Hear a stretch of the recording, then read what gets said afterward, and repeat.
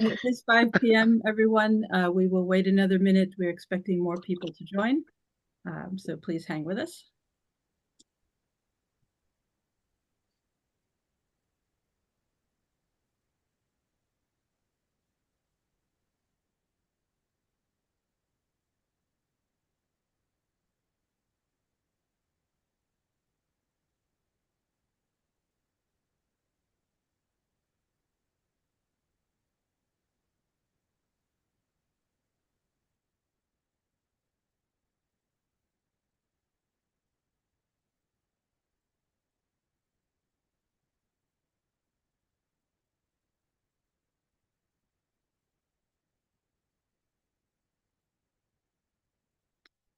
All right, I have 501. We do have a quorum, but we are still missing a few members.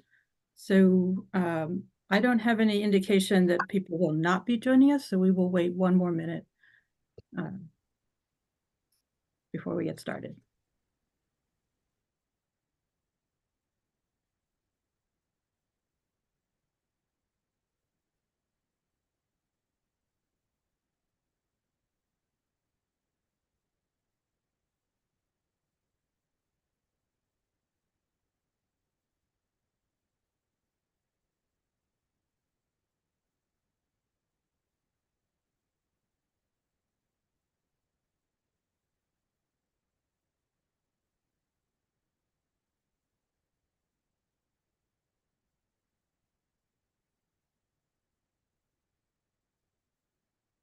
All right, I do have 502, so I will call to order this January 22nd meeting of the Nantucket Planning and Economic Development Commission.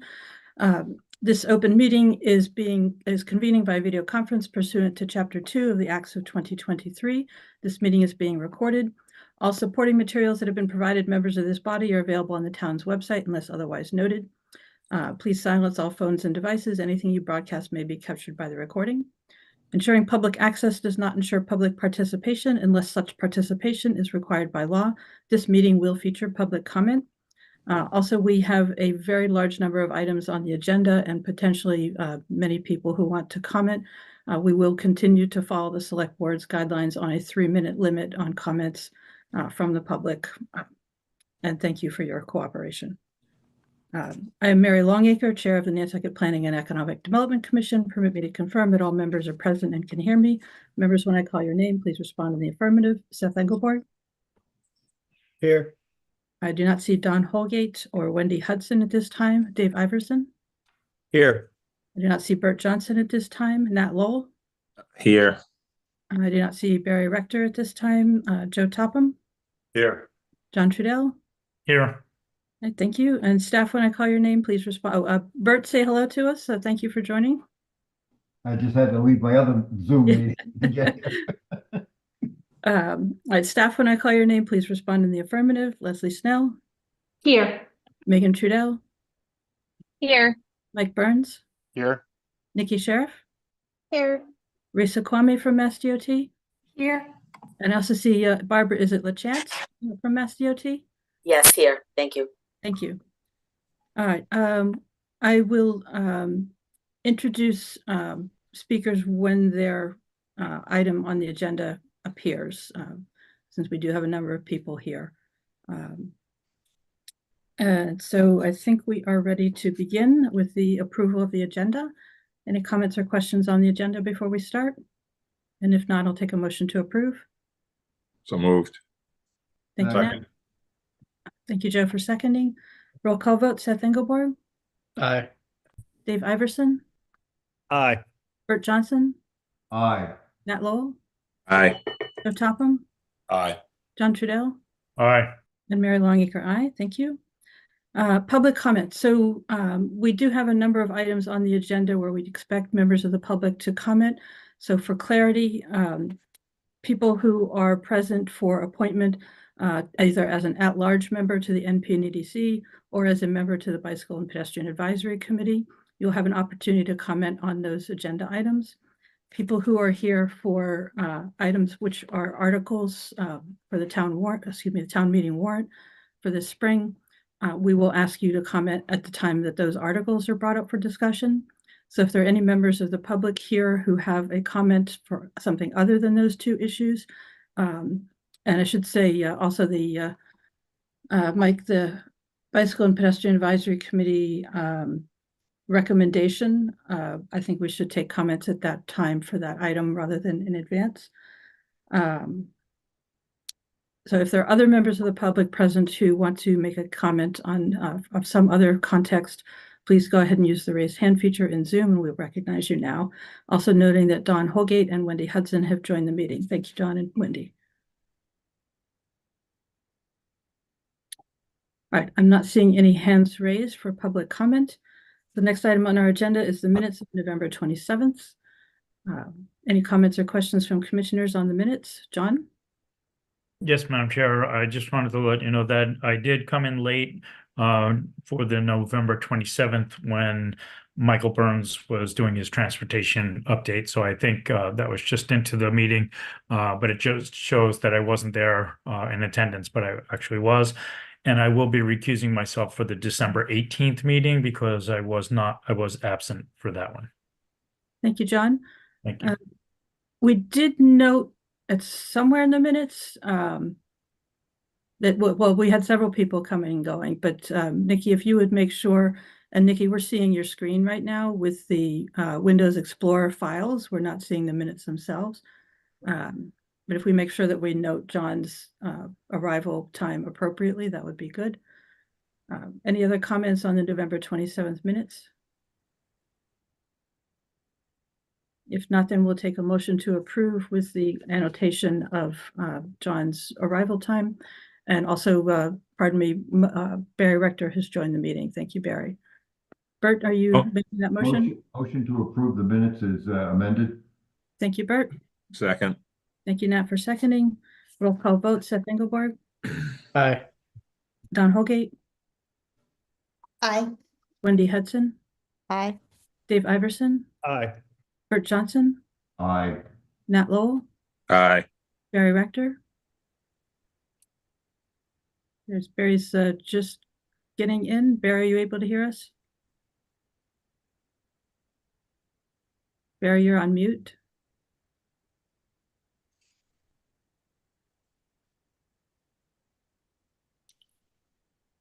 It looks like you might be having technical difficulties. Not sure if you can hear us. So we'll go to Joe Topham for a vote. Aye, Madam Chair. John Trudell And I'll recuse, Madam Chair. from the November 27th. If you took them together, I probably should. Oh, we didn't. Okay. Then aye. Thank you, John. And Mary Longacre, aye. Barry has logged out and I presume he's going to be logging back in. So we'll take him as an abstention on that vote. All right, for the minutes of December 18th, noting that John Trudell is recused. Any comments from commissioners on those minutes? All right, seeing none, if there is a motion to approve. So moved. Thank you, Dave. Second. Thank you, Joe, for seconding. Roll call vote, Seth Engelborg, Aye. Don Holgate, Aye. Wendy Hudson, Aye. Dave Iverson, Aye. Bert Johnson, Aye. Nat Lowell, Aye. Barry Rector, Aye. Joe Topham, Aye. John Trudell is recused, and Mary Longacre, aye. Thank you. We do not have the minutes for December 5th available for this meeting. So they're coming later. Next item on the agenda is the appointment of at-large members. Let me give a little background information here. First, the member appointed tonight will officially join the commission at its next meeting after they've had an opportunity to be sworn in by the town clerk. Commissioners will be using email to vote. Since we're meeting via Zoom, that's the electronic equivalent of passing slips of paper. That email will go to Megan Trudell. If any commissioners have questions about that procedure, please ask those now. We also have included in the packet the procedure in the event that we need multiple rounds of voting. We have 10 commissioners, so there is a possibility of a 5-5 tie. We also have 3 applicants, so there is a possibility that no applicant will receive a majority vote, and our bylaws do require a majority vote. So we'll see how this goes. And then after votes are sent to Megan, when she has received all of them, she will announce the results and ask each member to confirm their vote as she reads it off. Megan, anything else I need to pre-announce for the at-large members? No, I think it's just the bylaws do state that the at-large members should be presented in alphabetical order. So we included them in that order in the packet. So I think we have Abby, Christina, and then Hillary. Great, thank you, Megan. Yep. I want to suggest to members that we follow the select board's example of not comparing candidates to one another or discussing their qualifications, but certainly are able to ask clarifying questions if we do have those. So we, as Megan pointed out, we have 3 applicants. We'll present them in alphabetical order. Each applicant will have 3 minutes to make a statement to the commission if they so desire. It is not required that they do so. Their letters of interest were included in the packet. So we will start with Abby DiMolina. Abby, if you are, oh, you've already been brought over. Great. If you're ready to go ahead with a statement, please do. Hi, my name is Abby DeMolina. I'm a year-round resident and want to thank you for the opportunity to apply to the at-large seat here on the NP and EDC. I want to note this does not reflect in any way on my fellow applicant, Christina, as I've been following the NP and EDC meetings and understand the intention for the conservation to have a dedicated seat on the that is appointed by the land bank. I do think it's very important to consider the character of who is being appointed to the at-large seat. Person should be an independent thinker, respectful, open-minded, and committed to working with the commission to develop solutions. Too often there are situations in which this island devolves into an us versus them mentality that is counterproductive to progress. Everyone should not always agree, and in fact, large bodies such as this are often more effective when a variety of different perspectives are considered when developing long-term solutions. This is not only good practice, it's good governance. I would hope to be a part of many discussions that incorporate a variety of different viewpoints. Personally, in my almost 2 decades of experience in financial services, I have found a collaborative and data-based approach is what is most effective. I have experience in financial planning, budgeting, strategic planning, funding, and project management. The process is just as important as the outcome. Buy-in, being open to compromise, and working together is what has been key for me when finding success in projects that have a variety of different parties involved. I decided to apply for this at-large seat because, as I mentioned before, the commission in the future will have a variety of different dedicated seats. I can use this seat to advocate for some of those voices that do not have a dedicated vote but still want to be part of long-term solutions. One such voice is historic preservation and the other is coastal resiliency. I'm a member of the Nantucket Historical Commission and know that it is important for historic preservation to have a voting voice in long-term planning decisions. I would also note that this would be a vote for the entire island historic preservation community and would include the Nantucket Preservation Trust, Nantucket Historical Association, Preservation Institute, Nantucket, amongst other organizations, as well as represent the town priorities for historic preservation. This is in no way a slight against Holly Backus, our dedicated staff person who has done an outstanding job, but rather to ensure our concerns would be included in any vote, as I would work closely with her to ensure we are properly aligned. As an alternate on the planning board, I do not vote on the decisions, but it has given me an opportunity to learn about the planning, zoning, and long-term strategies of the town, which gives me vital context when viewing different items as they arise.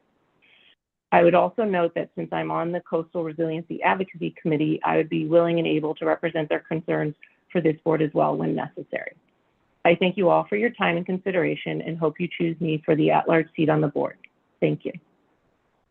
Thank you, Abby. Do any commissioners have questions for Abby DiMolina? All right, seeing none, Christina Jelmy, please go ahead. Hi, my name is Christina Jelmy. I'm a Nantucket native and year-round resident of Nantucket. I work for a large construction firm on Nantucket, and most of you know who. I'm interested in joining as an at-large member, mainly to get informed and understand how your organization works and be part of the long-term planning of Nantucket. I have been on the Land Bank Commission for 7 years now, as well as other organizations around the island. And as I get more and more involved with the community and the governmental running of the island, I get more and more interested in the future of the island. So I would like you to consider me for the at-large position and represent the Nantucket community as a whole. Thank you. Thank you, Christina. Do any commissioners have questions for Christina? All right, seeing none, Hillary Hedges report, please go ahead. Thank you. Good evening, everybody. You all know me as the person who's brought legislation to make changes to this commission, to change it so that there would be 5 directly elected at-large members as the core and 6 appointed members, 1 each from 6 different commissions, including the Land Bank. And although I know this has been disruptive, I hope it's considered good trouble because it has spurred a lot of interesting ideas to percolate up to the top. And there's parallel paths of legislation, which I think will benefit the community. As one of the collective shared ideas was to bring someone from the Land Bank, which is the chief open space planning group, onto the commission. And serendipitously, we do have Christina Jelemy applying. I wanted to withdraw my name and put my support behind Christina. I think she would be a very positive addition. I know you all will make up your own minds, but I wanted to end on that statement and hope for that outcome, and that I can't see my way, frankly, to 6, let alone 5 votes on this commission. So if any of you were planning on voting for me, I hope you would support the idea of the Land Bank, which I know is something you all voted for. Thank you. Thank you, Hillary. Commissioners, any questions for Hillary before we move on? All right, seeing none.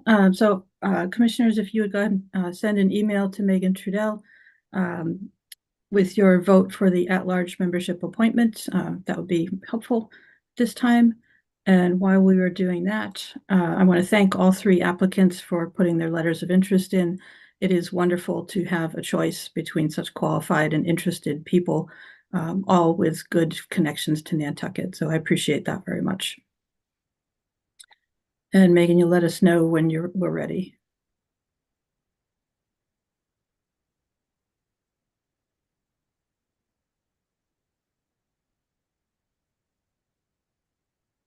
Just a reminder, Megan will ask each commissioner to confirm their vote so that we make sure it's recorded properly.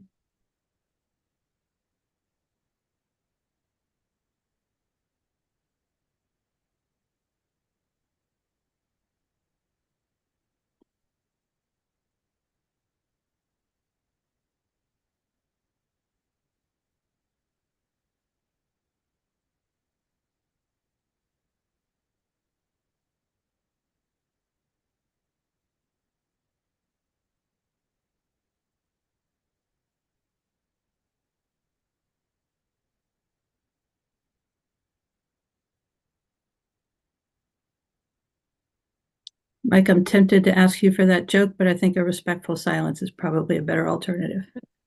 I haven't received an email yet from Bert or from John. Madam Chair, please know that my attempts at humor are just that, they're attempts. Well, fortunately, Mike, we don't vote on how funny your joke is. I did send Meg. We can turn it into the Gong Show for you, Mike. I think you'd wear it out.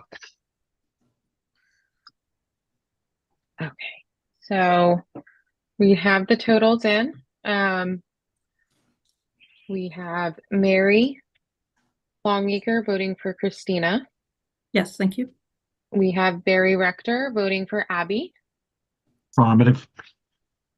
We have Dave Iverson voting for Christina. Correct. Joe Topham, Christina. Correct. Nat Lowell, Christina. Correct. John Trudell, Abby. Correct. Bert Johnson, Christina.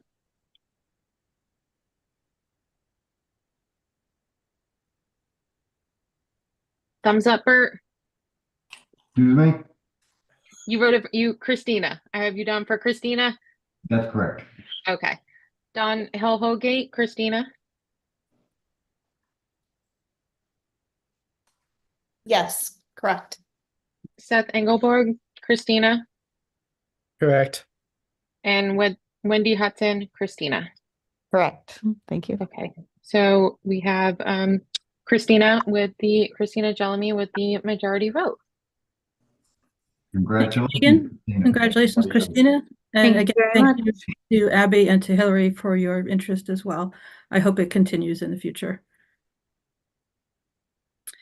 Thank So you, of course, are welcome to remain as members of the public in attendance, but I will ask that we put you back in the attendees mode and not in the panelist mode anymore.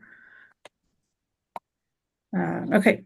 Next item on the agenda, also a reminder, Christina, to get sworn in at the town's clerk's office so that you can take your seat.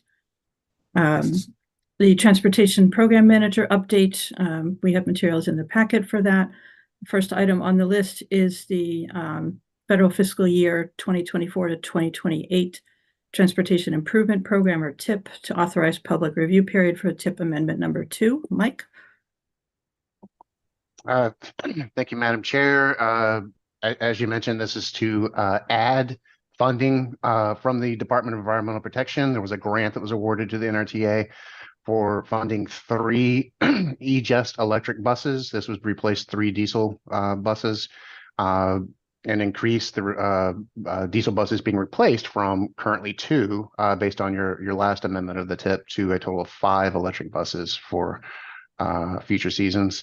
And I'll just note that this aligns with the regional transit plan and the long range transportation plan. We heard a lot of comments about electrifying public transportation services, and the table at the bottom just shows that we're adding $879,000 and that's to fund the 3 bus purchases as mentioned. You're familiar with this slide. This is the what the vehicle would look like, again with the low floor bus option to make it easier for accessibility. And again, I changed most of these dates and not the top one. We're asking for a review period from this Friday, January 26th to February 20th, not 22nd, at your next meeting. A public meeting will be scheduled at the NPDC's next meeting on February 20th. Notices are already being developed by the town communications staff and in preparation for notification of the public by the end of this week. There is a website, the Zen City webpage for public outreach that's already set up. If you want to click that link and take a look at it, there is a again, the same kind of public outreach portal where members of the public can voice support for this amendment or not support the amendment, and then provide some reasoning why there is concern. We'll also provide copies of the amendment at the town building, the Athenaeum, and then at our offices at 2 Fairgrounds Road. So the request is to authorize a public review period for amendment number 2 to the FY 2024 through 2028 Transportation Improvement Program from January 26th through February 20th, 2024, with a public meeting to discuss and take action on February 20th, 2024 at 5 p.m. Thank you, Mike. Let's take a motion to that effect so I don't have to repeat it.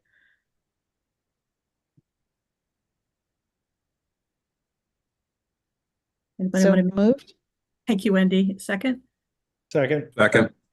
I think that was Bert or Dave. I'm not sure who that was. Dave, was that you? Bert's fine. Bert. Okay. Yep. I will take Bert as the second. Any further discussion before the vote? Comments on this request? All right. Roll call vote. Seth Engelborg, Aye. Don Holgate, Aye. Wendy Hudson, Aye. Dave Iverson, Aye. Bert Johnson, Aye. Nat Lowell, Aye. Barry Rector, Aye. Joe Topham, Aye. John Trudell, Aye. and Mary Longacre. Aye. Thank you, Mike. Thank you, Madam Chair. The next set of items are from the Bicycle and Pedestrian Advisory Committee, and as you know, Joe Topham is the appointed member. I'm going to lean on you, Joe, if anything needs to be expanded upon or explained with your help. The first item, this is to introduce this issue, Madam Chair. There is a staff motion in the material. You don't necessarily need to make that today. Perhaps just take this introduction, and then we can take action at a future meeting if necessary. But this is for the design options for Pleasant Street and Williams Lane, reviewing alternatives for bike and pedestrian improvements along those two corridors. As you might recall, funding for design was approved at the 2019 annual town meeting. The scope of work for the preliminary design, which is the active contract right now, the scope of work included an evaluation of alternatives to at least look at one-way traffic flows along those corridors as well as a two-way traffic flow, and then see what facility could be provided with those constrictions. This was initially taken to the Bike and Pedestrian Advisory Committee to review this, and they've done that over a number of months. I believe this started in July, and this culminated with a recommendation at their December meeting. And I'll note that they looked at a total of 8 alternatives, one of those being the existing condition. No changes to the roadway system, but there are 7 other modifications that were evaluated by BPAC. Along the entire stretch of Pleasant Street, portions of Pleasant Street, and then alternatives for Williams Lane as well. I'll note that the Pleasant Street and Williams Lane designs, we do have that question out to the public on the Zen City webpage. There's the website address provided there. We have gotten some initial comments from the public. It's a very split response about which design alternative or which traffic flow option is best, or what it should be. I'll note that during BPAC's discussion, at least under the two-way traffic flow, there was the benefit of that it preserved existing traffic flow conditions, provided the most options for vehicle traffic flow. However, it did not provide a facility for bicycle users under the two-way option. And that there were greater impacts to abutting properties and to utilities and cost with the two-way traffic flow options for both corridors. Under the one-way traffic flow option, there was the regrettable restriction to traffic flow because going to one-way and restricting options for vehicle traffic. However, this did add the intersection that was most burdened was the Four Corners intersection. After doing some preliminary analysis, as you know, the intersection is already very congested, and this would just add to that overburden condition. For clarification, Four Corners is Prospect Street, Atlantic Ave, Surfside Road, and Sparks Avenue. Exactly. Thank you for that. However, it did provide, under the one-way traffic flow options, did accommodate both bicyclists and pedestrian traffic with minimum or no impact to abutting properties and utilities. And there was a slight cost benefit to this. The overall construction cost would be slightly less than under the two-way option, most predominantly for right-of-way impacts. So just note some of those right-of-way impacts. This is a clip of the plan that is provided on the Zen City webpage. What's highlighted in blue here are areas that would need to be acquired for permanent easements to provide a 5-foot sidewalk next to Pleasant Street along the southwest side of Pleasant Street. That's pretty significant, as well as Williams Lane. There's a great deal of slivers of permanent easement that would be necessary from abutting properties. Williams Lane is an extremely narrow corridor. The paved surface is even very narrow. It's about 18 feet, which is extremely narrow for two-way traffic. The traffic flows were calculated again to kind of see what areas would be overburdened, or at least what the ramifications would be of changing the one-way traffic flow. Two alternatives for one-way options were considered by the committee. This is alternative 5, which would have a large section of Pleasant Street from the roundabout going north up to the Five Corners intersection, the intersection of Pleasant, Atlantic, and York Streets. Alternative 5 did the traffic flow deviation, we assumed there's probably a million ways we could have looked at the scenarios, but we essentially looked at the traffic volumes going from Five Corners down to the Four Corners intersection of Sparks and Surfside Road, and then looked at the cascading impacts of that. Another alternative that was looked at, alternative 6, only looked at changing a portion of Pleasant Street, one corridor from Williams Street going north to Five Corners as one way. The balance of Pleasant Street would be kept as a two-way traffic flow. And again, Williams Lane would be one way going eastbound. Again, this probably provided less disruption for the Pleasant Street corridor. But again, we did want to look at the ramifications of this. Again, Four Corners, the high school and hospital intersection was the one that was carrying the most burden of traffic flow. I'm not going to go through this chart, but just to let you know that we did look at the level of service conditions for what's highlighted here in red, the Four Corners intersection. There's the approach that's burdened the most, again, under the scenario we looked at. Was Atlantic Avenue, that operates at a level of service D, or about 26 seconds of delay. That would grow to a significant delay of about 180 seconds, or essentially over a minute and a half there. So it would be significant impact to that approach. Whether that's acceptable or tolerable by the community, I guess that's why we're having this discussion.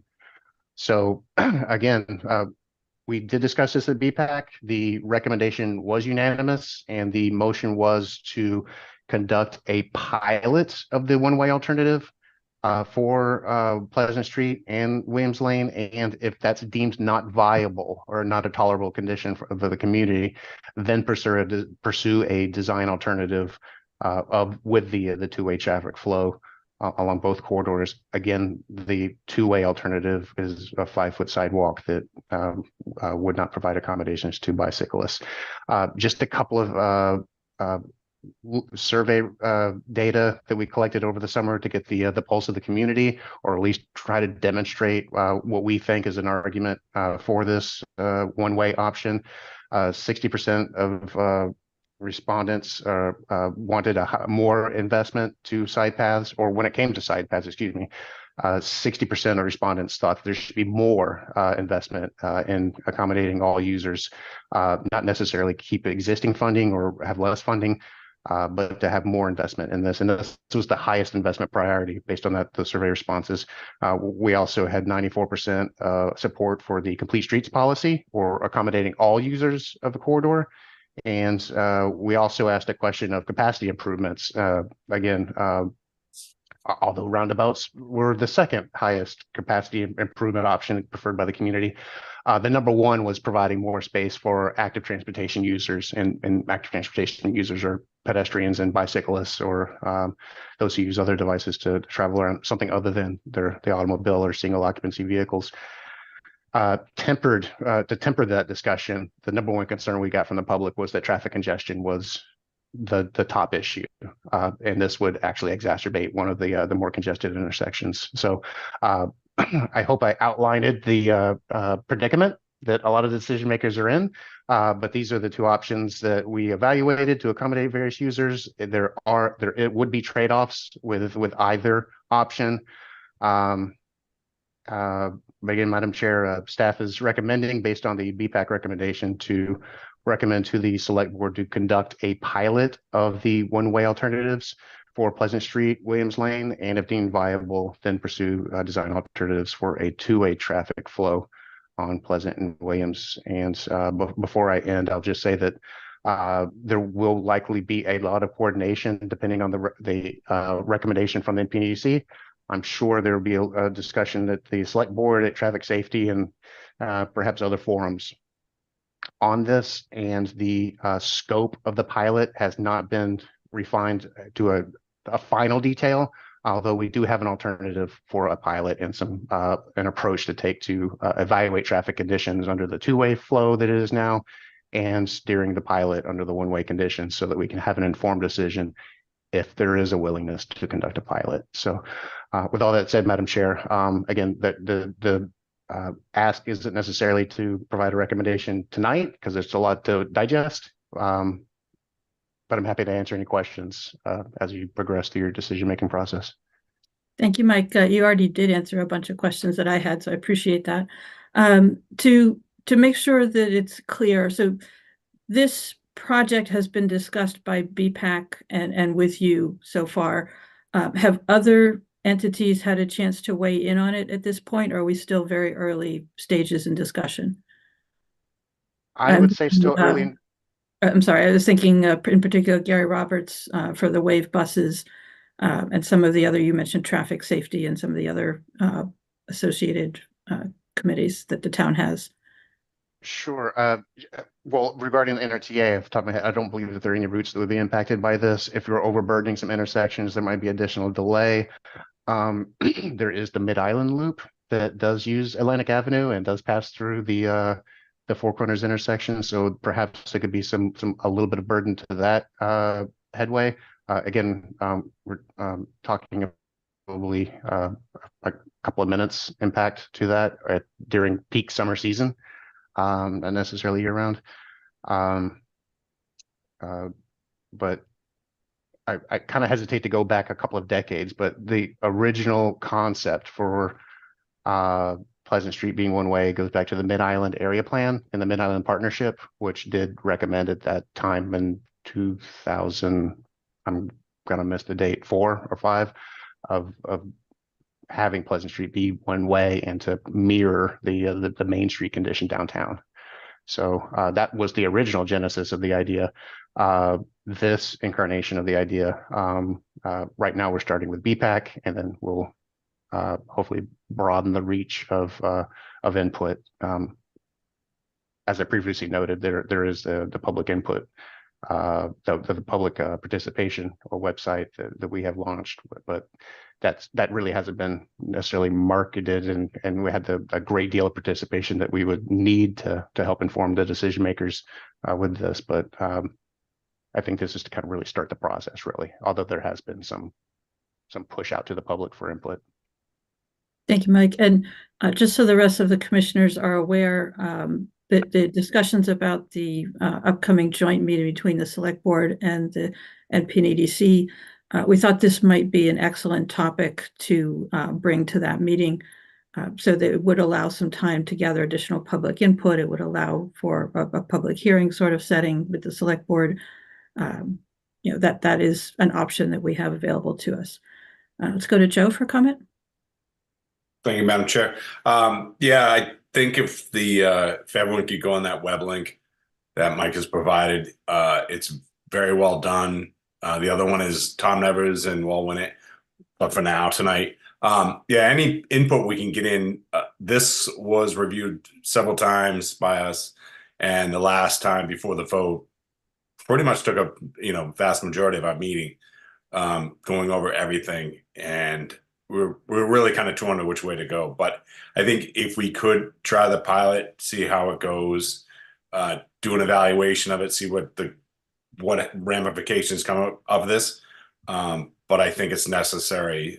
Jason Bridges said that he walked his daughter down the street. I don't think anyone should be doing that again, but he really got a sense of the traffic and going on. And when I'm out biking in the morning, my brother and I go up this route, and I haven't experienced any problems, but it could be the time of day. I don't think I'd want to be on that road at, everyone racing to work or going for lunch. But I really think we should take a serious look about this. So thank you.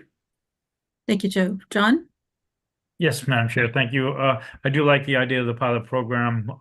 That's proven to be beneficial. I do remember when we created a stop sign by Bartlett and Surfside instead of a big roundabout we were proposing, and that worked out really well. So I do like the idea of the pilot program.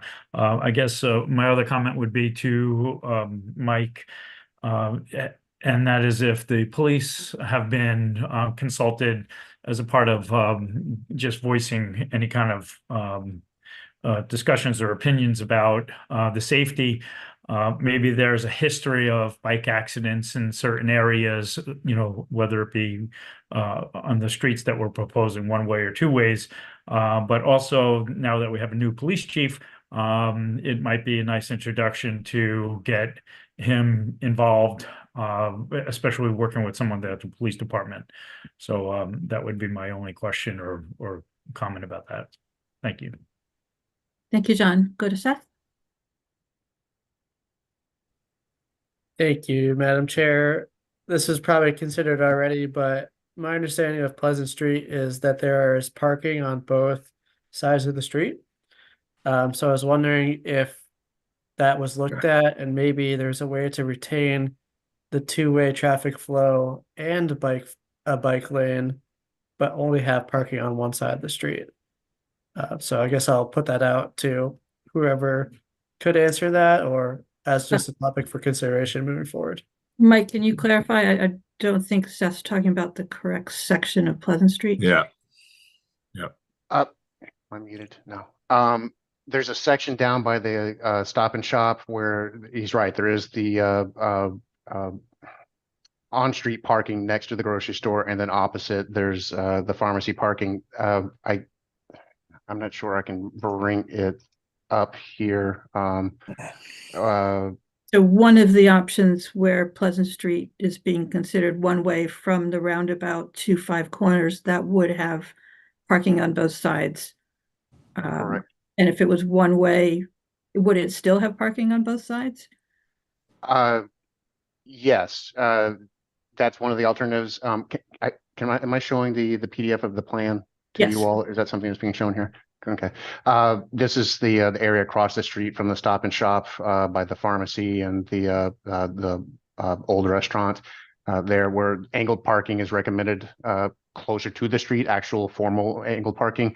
Under a one-way scenario, I don't have the plan ready to bring up, but the southbound lane or the opposite side, this would be the contraflow lane. The idea is that would be flexible to actually allow traffic vehicles who are doing the parallel parking to still utilize that area, but having to cross over the contraflow bike lanes to get to it. If we pilot that and that's considered to be a concern, that could be adjusted and flip it to where the bike traffic is closer to the curb line and the parking is closer out to the street.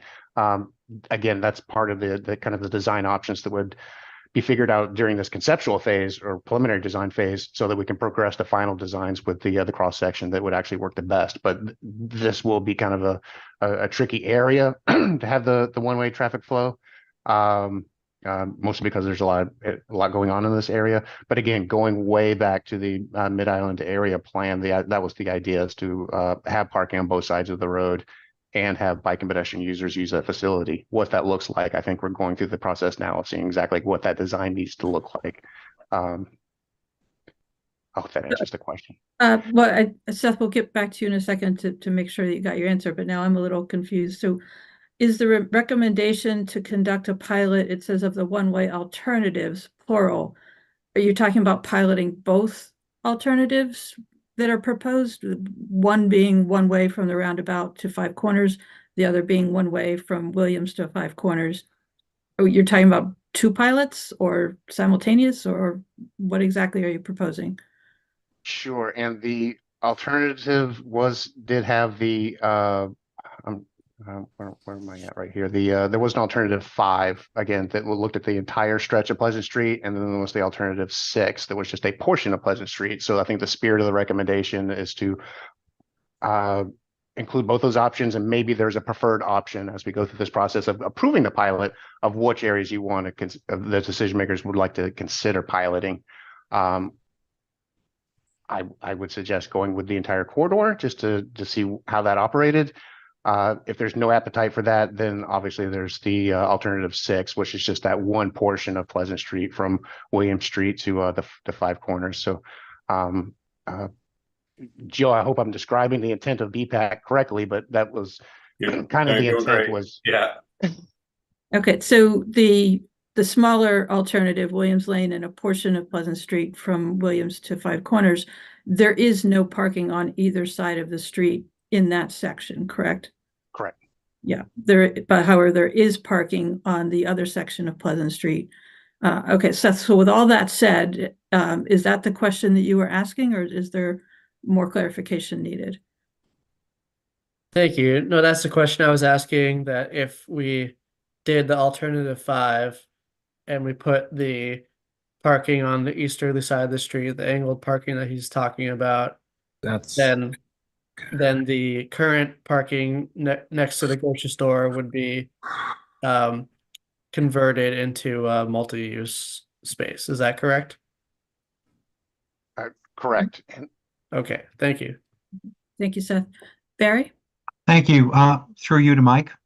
Mike, from what I remember from the Mid-Island plan, the both Pleasant Street and Sparks Ave became a very integrated network of how traffic was going to flow.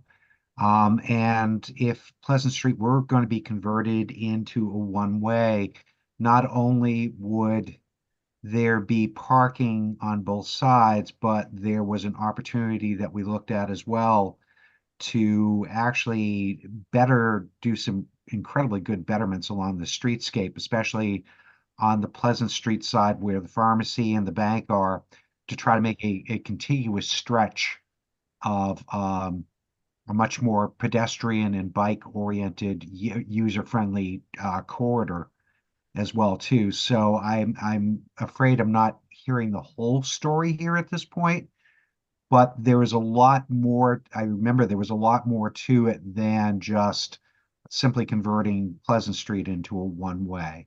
It was a more uniform approach toward dealing with the traffic situation in general in the entire area. And I don't know if that was ever brought up or entertained any further. I know it was definitely hanging out there from quite a while ago. Mike? Yeah, Madam Chair, the angled parking along this section of Pleasant Street that is in the spirit of what was recommended in the Mid-Island area plan.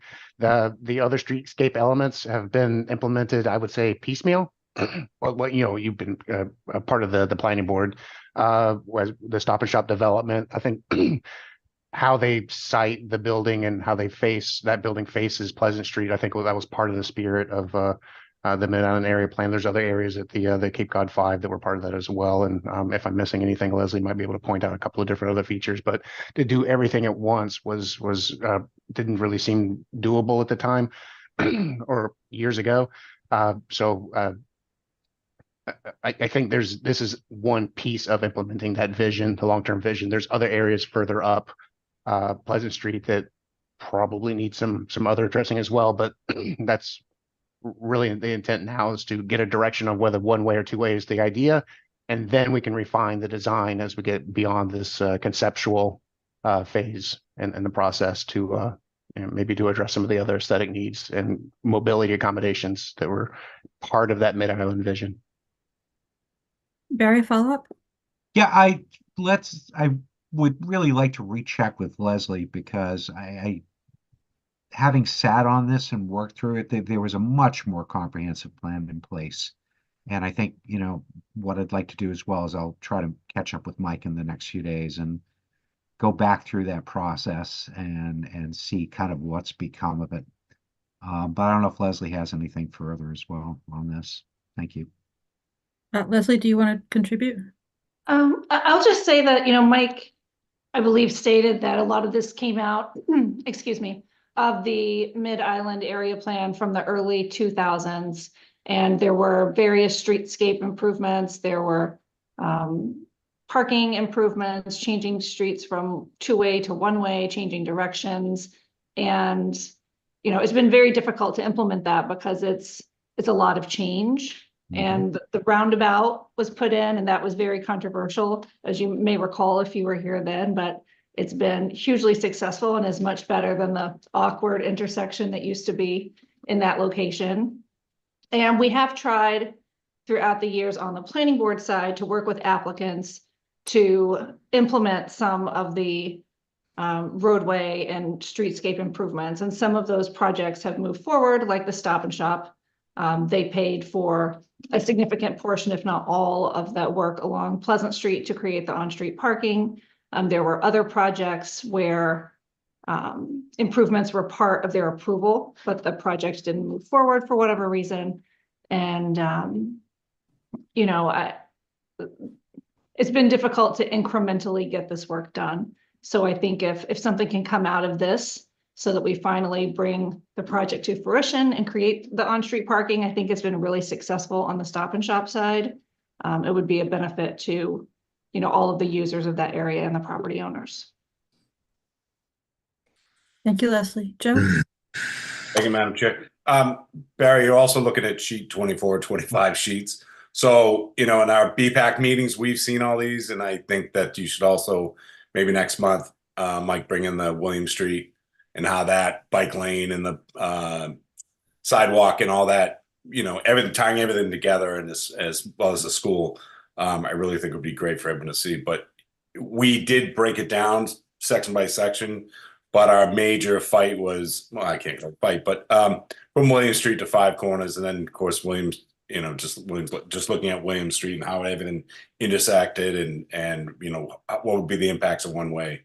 So this end of the Pleasant Street, we didn't get in, I don't want to say the weeds, but we didn't get really into depth into that. It was more what would be the impacts of the one way of that section. So thank you, Madam Chair. Thank you, Joe. Nat? Yeah, thank you, Madam Chair. Mike, you've been around a long time, so you remember the times that this stuff has come up periodically over the last 15 years or more, like Leslie said. So I think we need to, and Joe has all the knowledge as far as the BPAC meetings go, but I want to just kind of go back a little bit further to the first idea about making that section of Pleasant from Williams to Five Corners one way is somewhat old. And this is before we had the Phelan property ability to get that sidewalk kind of tucked in there to make it really nice and work well. And I think that needs to be said, because that's the new driver to get this done, which I agree with. But the roundabout at the school, if we don't build that, now we're on our 21st year since that was introduced, just so you know, it was 03.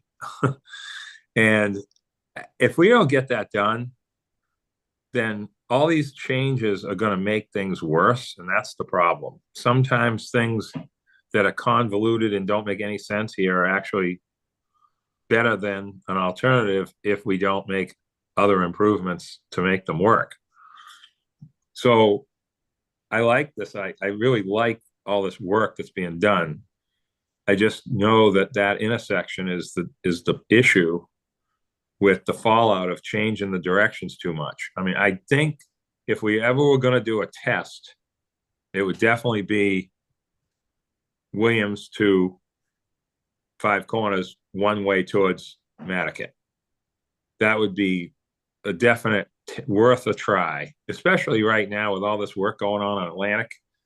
Everybody's jiggling their car into going the opposite direction on Pleasant, which is the least amount of car trips going towards Stop and Shop. But now they're doing it because they can't go anywhere else. So when things are all cleaned up and finished, I mean, that's a possibility of a test. And that would be my only suggestion, is that would be the one you'd want to try, if anything. As far as the Stop and Shop area goes, Mike, we brought up that angle parking during the last go round at the Sofolia place, the wine place, as I recall. I'm pretty sure that's the last time we talked about this section of area there by Lucky's, right? Mike?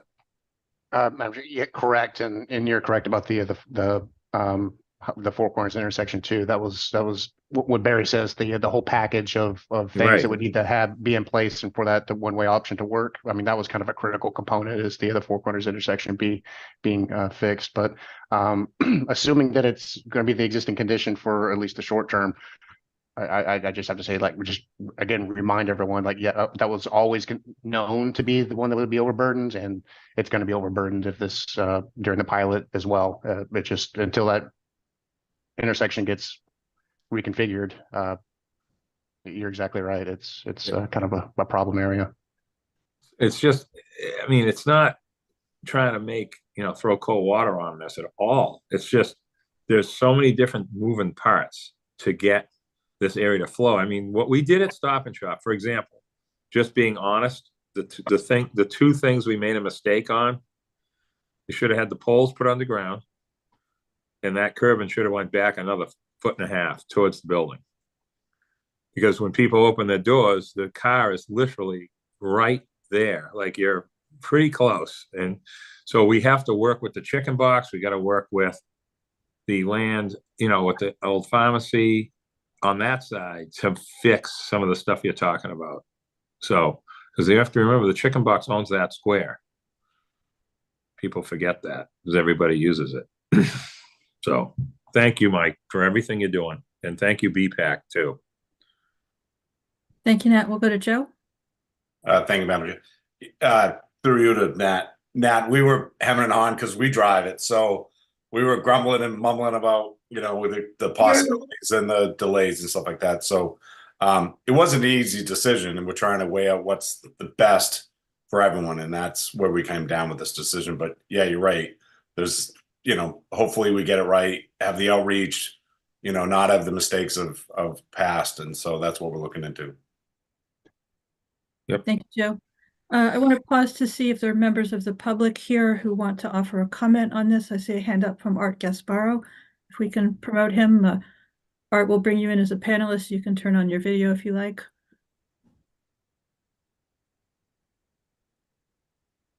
And then I have some further comments.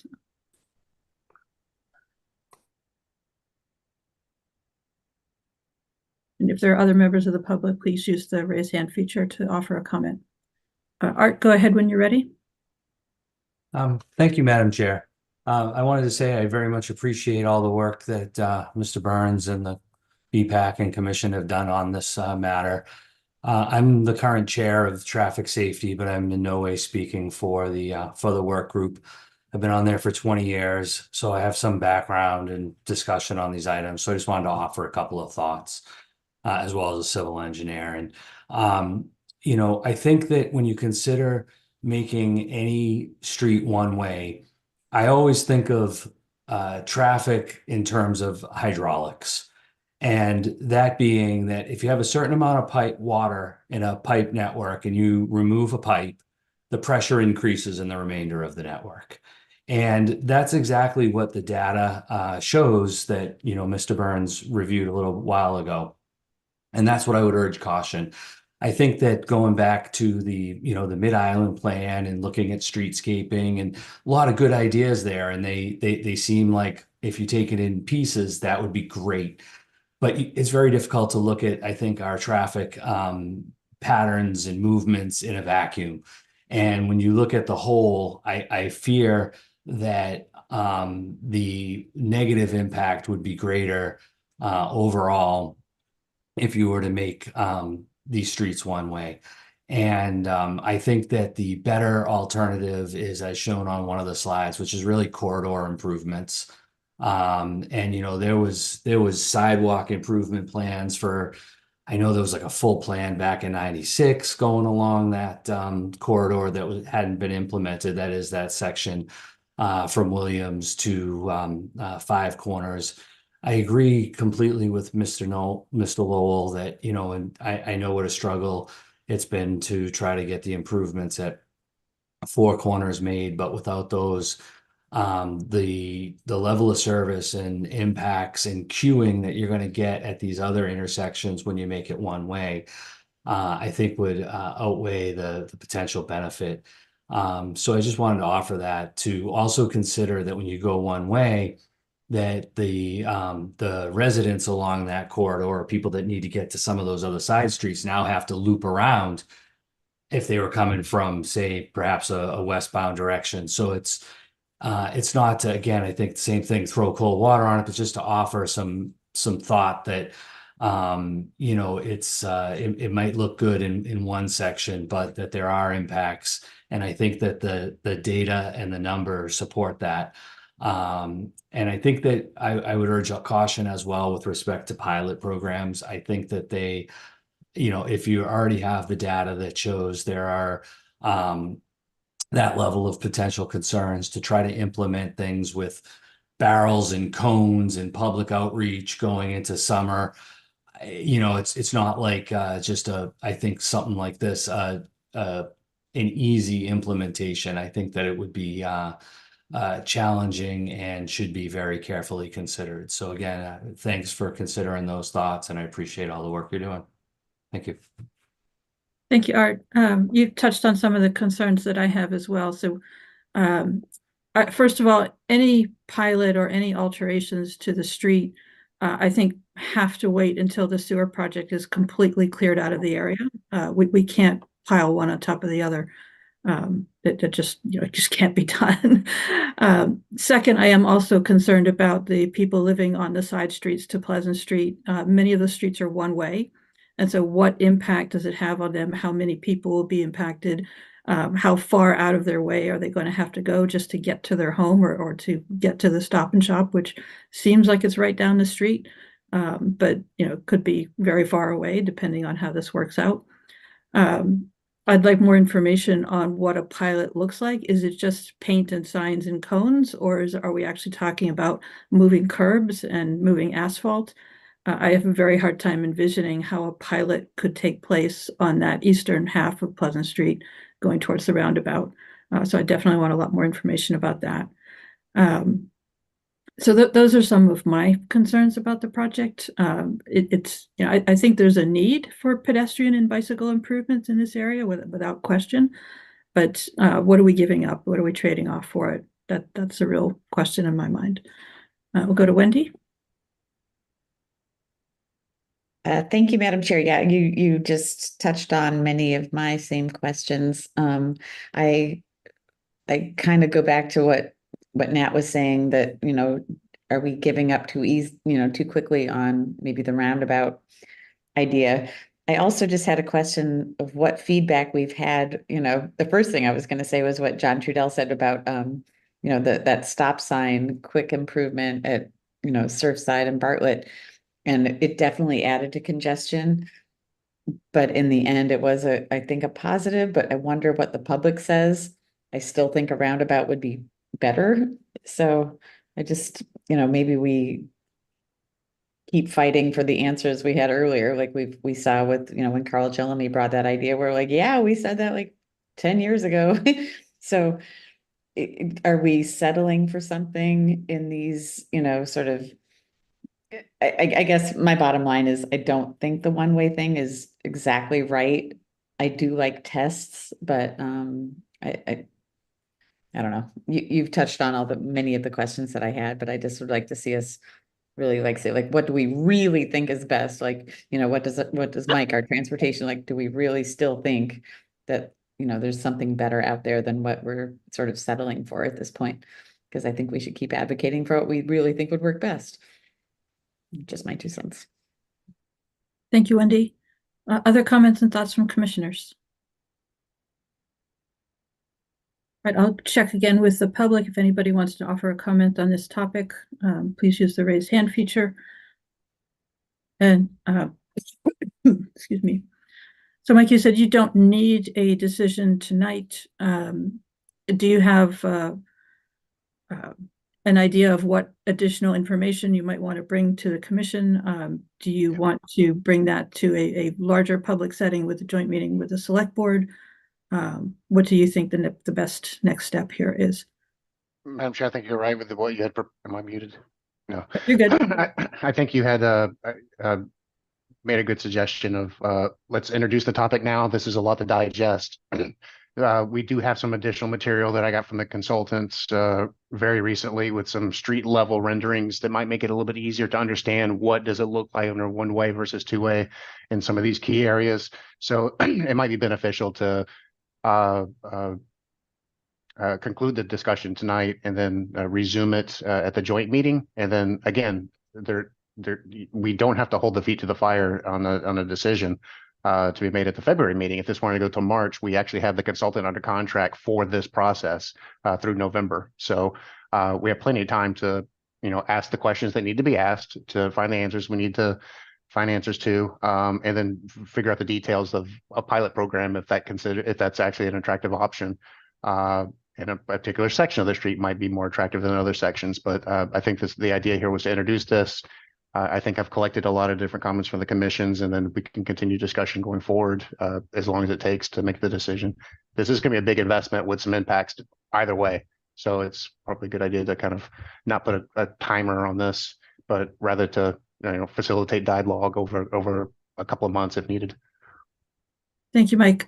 Is there any funding in mind for this project that might come with a deadline, or just any idea how this would be paid for as a pilot or as a permanent solution? We do have some funding for Pleasant Street and Williams Lane. Again, we have a design contract. It's for this preliminary conceptual stage. We're finding that the original appropriation was nowhere near enough to actually build anything. So there will need to be some need to go back to capital program committee and the town meeting with a request for this. That timeline starts usually at the end of the summer season around September. We have to start getting our ideas for what capital requests we might have. That might be about the time where some decision has been made on this project. We know what option is needed. We can cost that and then provide that information to capital program committee and to town meeting to kind of continue the project. Thanks, Mike. All right, any final comments from commissioners on this topic? And it sounds like we are not requesting a motion at this time. Right, seeing none.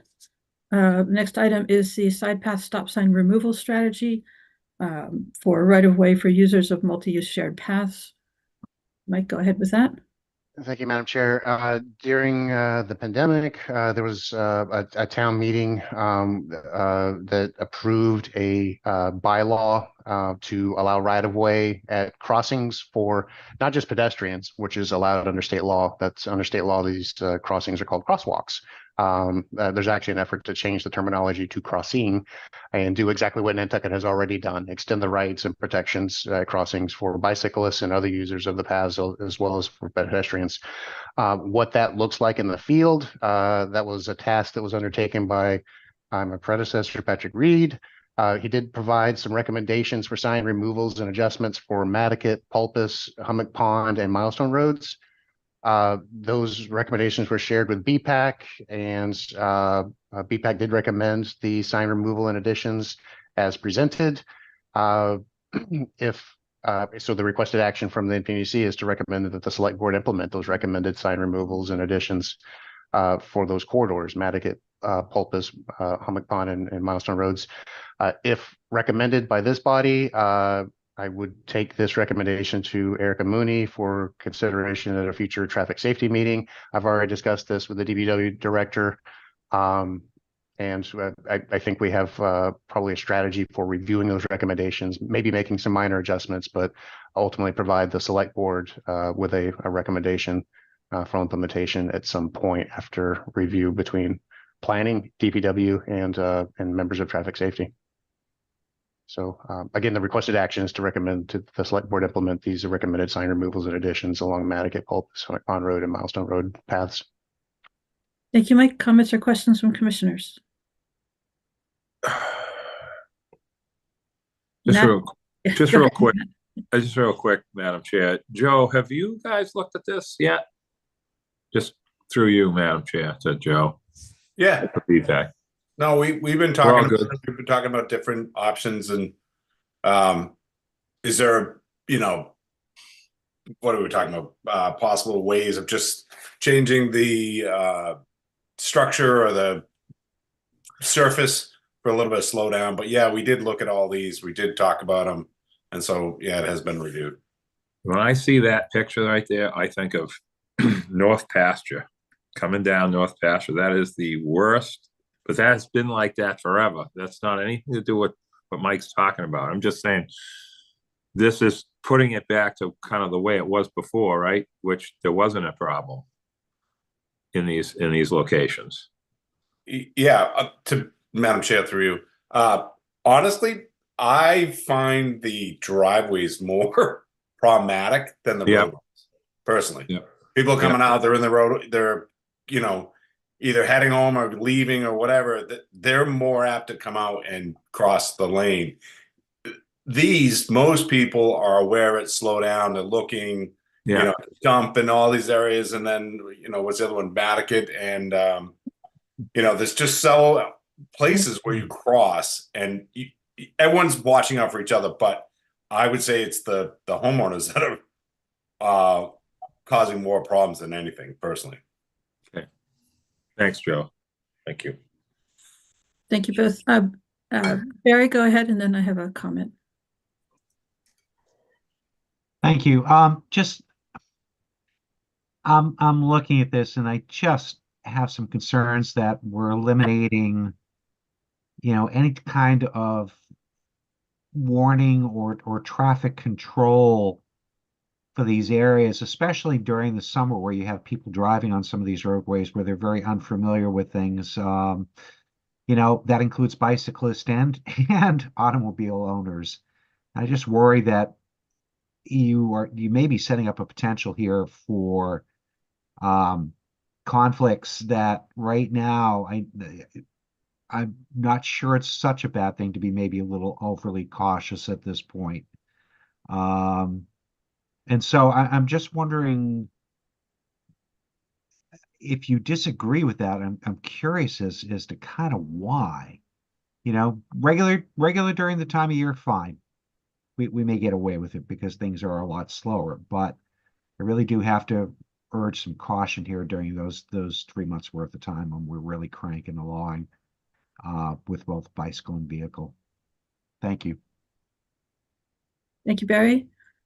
So my perspective on this, I thought about, well, if there wasn't a bike path there, the cyclists would be in the roadway and they would have the same right of way that the cars in the roadway have. So when the path for the cyclist is offset from the roadway, to me, that shouldn't mean that the cyclists give up their right of way. So this makes perfect sense to me that we're maintaining the traffic flow along all the lanes, moving in a certain direction, as having priority, instead of trying to figure out who's top dog for every 10 feet. I'm completely in favor of this. I think it makes a lot of sense as proposed.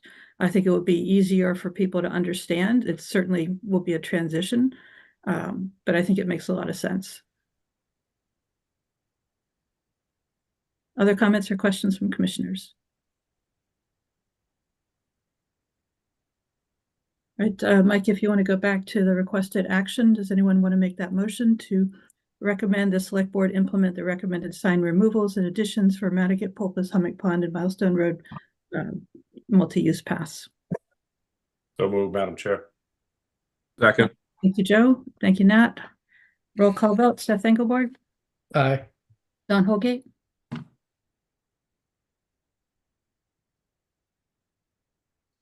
Don, are you there? We'll come back to Don. Wendy Hudson, Aye. Dave Iverson, Aye. Bert Johnson, Aye. Nat Lowell, Aye. Barry Rector, No. Joe Topham, Aye. John Trudell. Aye. Dawn, are you with us?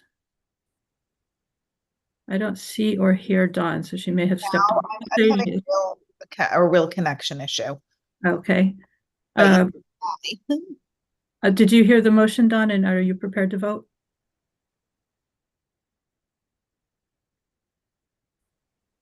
Oh, we might have lost Dawn again. I was not able to determine what Dawn was saying. Sorry. I will vote aye. For me now, aye. Okay, Dawn is an aye. So that was 9-4 and 1 opposed, I believe. So next item on the agenda is the appointment to fill the vacant seat on the Bicycle and Pedestrian Advisory Committee. We have 10 letters of interest in the packet. We will use a similar method of emailing votes. Mike, I think you are handling this. Is that correct? I'm going to do my best, Madam Chair. Okay, so we'll be emailing to Mike Burns, not to Megan, with our selection. If there are any members, if there are any of the applicants present in the public, please use the raise your hand feature, and we will offer you the same 3 minutes to speak as we did earlier with other candidates. And I'm not seeing any. So commissioners would please go ahead and send your vote to Mike Burns. Would you put that up on the screen again? Yeah, I'm just switching over to PowerPoint from Adobe just to make it editable. And so Mike will use the same format. You'll collect all the votes, let us know when you have them all, and then ask each commissioner to confirm the vote that you've received.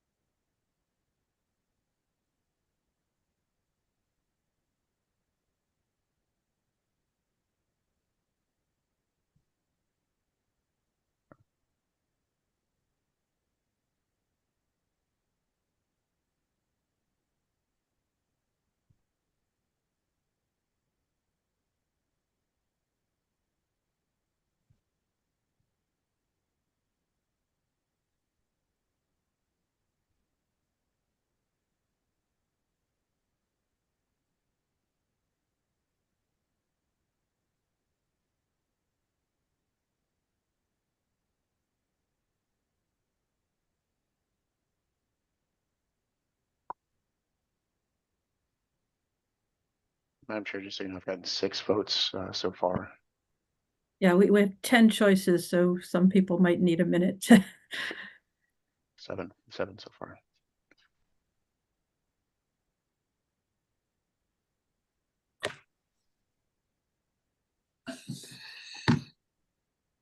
When's the last time any board had 10 letters? I was wondering, Yes. does the record? This is fantastic. Yes. And again, thank you to all of the people who submitted a letter of interest. It's an embarrassment of riches. Agreed.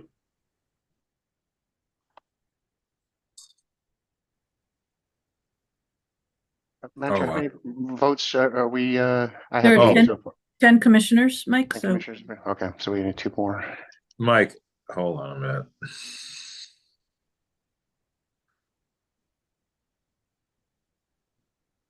Madam Chair, yes, Bert. I don't have Mike's email address, so I'm going to abstain from this vote. Okay. mburns@nantucket-ma.gov if you'd like to participate, Bert, but thank you for letting us know if you decide not to.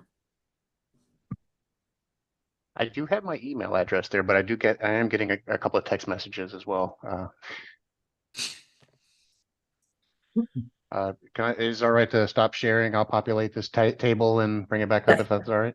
Yes, thank you, Mike. Let's see here.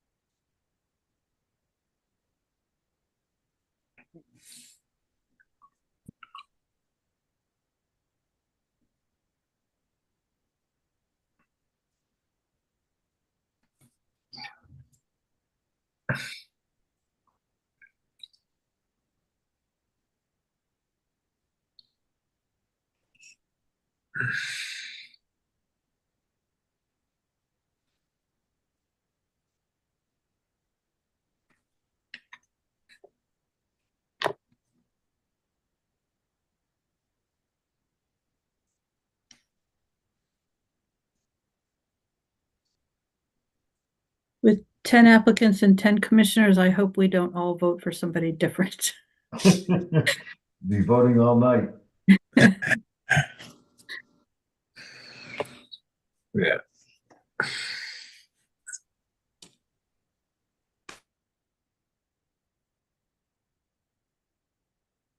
Just another second. I apologize for the delay.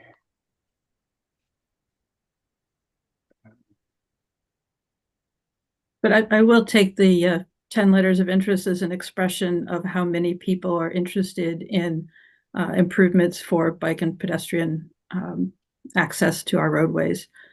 And I'm very glad that we have BPAC working again, and appreciate all the work that they've already done this year, or this past 12 months, to put town meeting articles together, to put project recommendations together, to make rule change recommendations. I very much appreciate the work of that committee.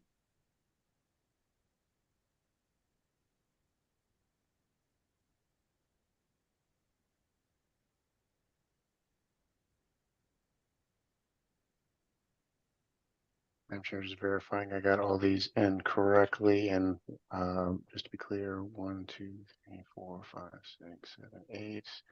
I have 8 votes. Bert said he was abstaining. I don't think I have one from Dawn, and that would be the 10th. Yeah, and Dawn said she was having technical difficulties, so I think we can go ahead. And if we have a clear winner, that will make it easier. But why don't you ask each of us to confirm our votes?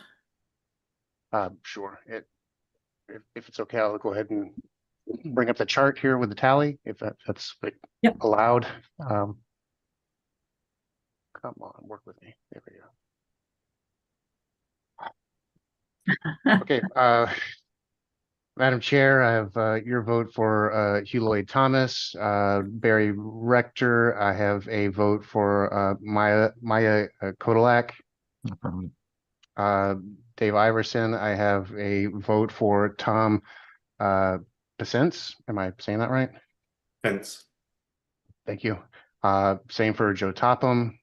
For Nat Lowell, Edwin Claflin, John Trudell, Hugh Lloyd Thomas, Seth Ingeborg, Thomas Holt, and Wendy Hudson, Edwin Claflin. So we have 3 letters that have 2 votes each. Should we go to a next round with those? So yes, with the 3 that are tied at 2 votes each, those are our choices for round 2. Edwin, Mary, I did send mine in. Mike, Mike, do you have Dawn's? Now I do. Okay, so add Dawn's in and we'll see what we have. Edwin Claflin. Okay, so we have Edwin Claflin as the winner, if you will. So are the commissioners comfortable appointing Mr. Claflin? Seth, question? Yes, Madam Chair. Do we need the majority for BPAC? Do we need for NP and EDC or no? No. There is no specification in our bylaws for a method of appointing a subcommittee member. So we can go with the highest number of votes, and I'm comfortable doing that if the other commissioners are comfortable as well. Yes, thank you. Okay, if there's no dissenting opinion, then Mr. Claflin has been appointed to the Bicycle and Pedestrian Advisory Committee and should be sworn in by the town clerk before participating in a meeting. Thank you, Mike. Thank you. And oops. Next item on the agenda. Sorry, Madam Chair. There's some months that are a little sparse with material. There's other months where there's just and this is one of those meetings. So just to let the public and the commission know that there's a virtual public informational meeting for the Milestone Road at Pulpus Road intersection improvements, which includes extension of the Sconset bike path. There's some information here. Those who are watching it, the public, you can take your phone and scan the QR code. That'll send you to a registration page to register to participate in the meeting. And just so you all know, this is the best graphic I have right now. There's going to be better material at the meeting. But as you know, this is to convert the intersection from a Y configuration to a T intersection. And then again, connect the bike path from the end of the Pulpus Road bike path to the where the path ends now along Milestone Road at Monomoy Road. And that would be the extent of the improvements. There are no right-of-way impacts to abutters and no environmental impacts. So this is just an informational meeting that Mass DOT's holding. And just to go back, they are collecting public comments. So if you're unable to attend the meeting, there is an email in the notice that you can find that you can use to send comments to Mass DOT about the project. Thank you, Mike. And I'll note that we have posted this meeting as an NPNEDC meeting in case enough members attend that we would reach a quorum, but it is not a required meeting for members to attend. Any comments or questions from commissioners? Nat? Mike. So we have a planning board meeting at 4. I put my name into as a attendee. Are we still getting that little pullover thing with this for Milestone? The bus pull-offs? Or whatever we're gonna call where cars can go past the vehicle. Oh, the turning lane, the median turning lane, I correct. don't know if I call it a turning lane, but it's whatever it is, similar to what we've done on Old South, where we have the car that's turning left now, that's actually taking a 90-degree left turn, vehicles are able to pass that vehicle. Correct? We are Correct. doing This is very similar to the configuration at say the Nosh Up entrance on Old South Road. Yeah.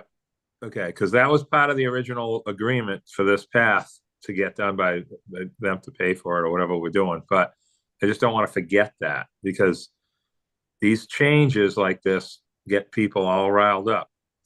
So it has to work.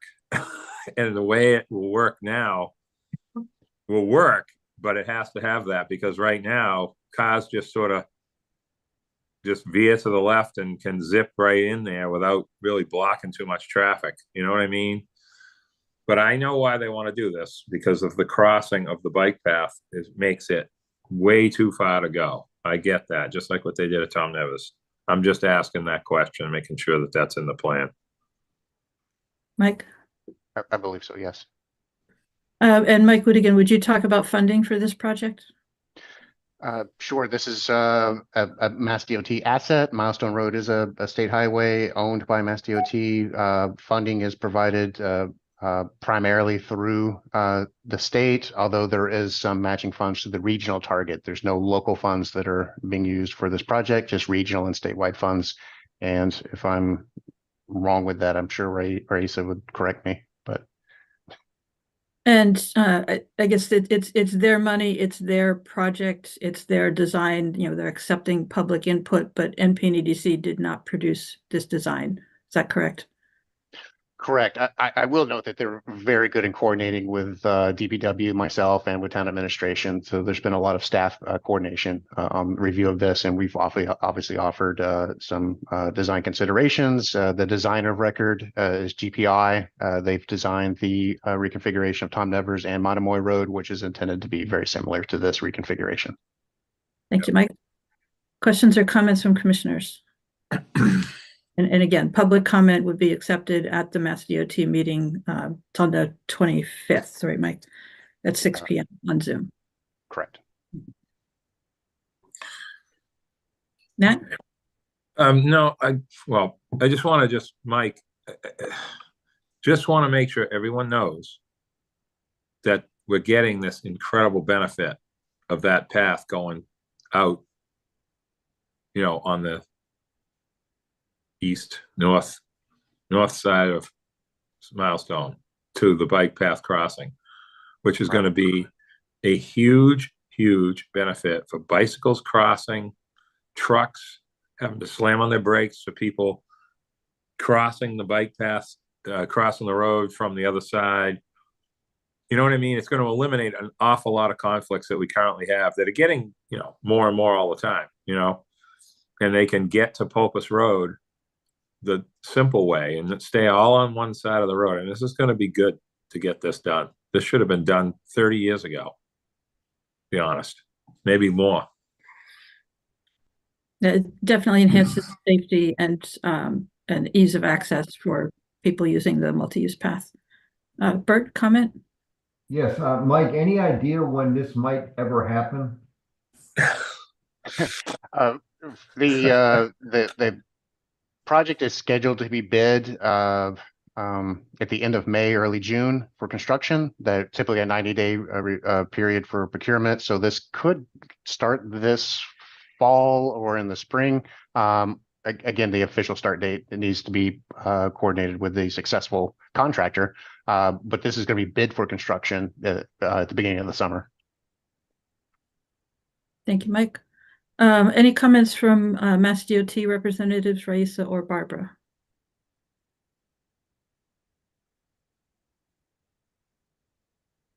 No, just would like to see a lot of people coming out to the hearing and putting in their, comments.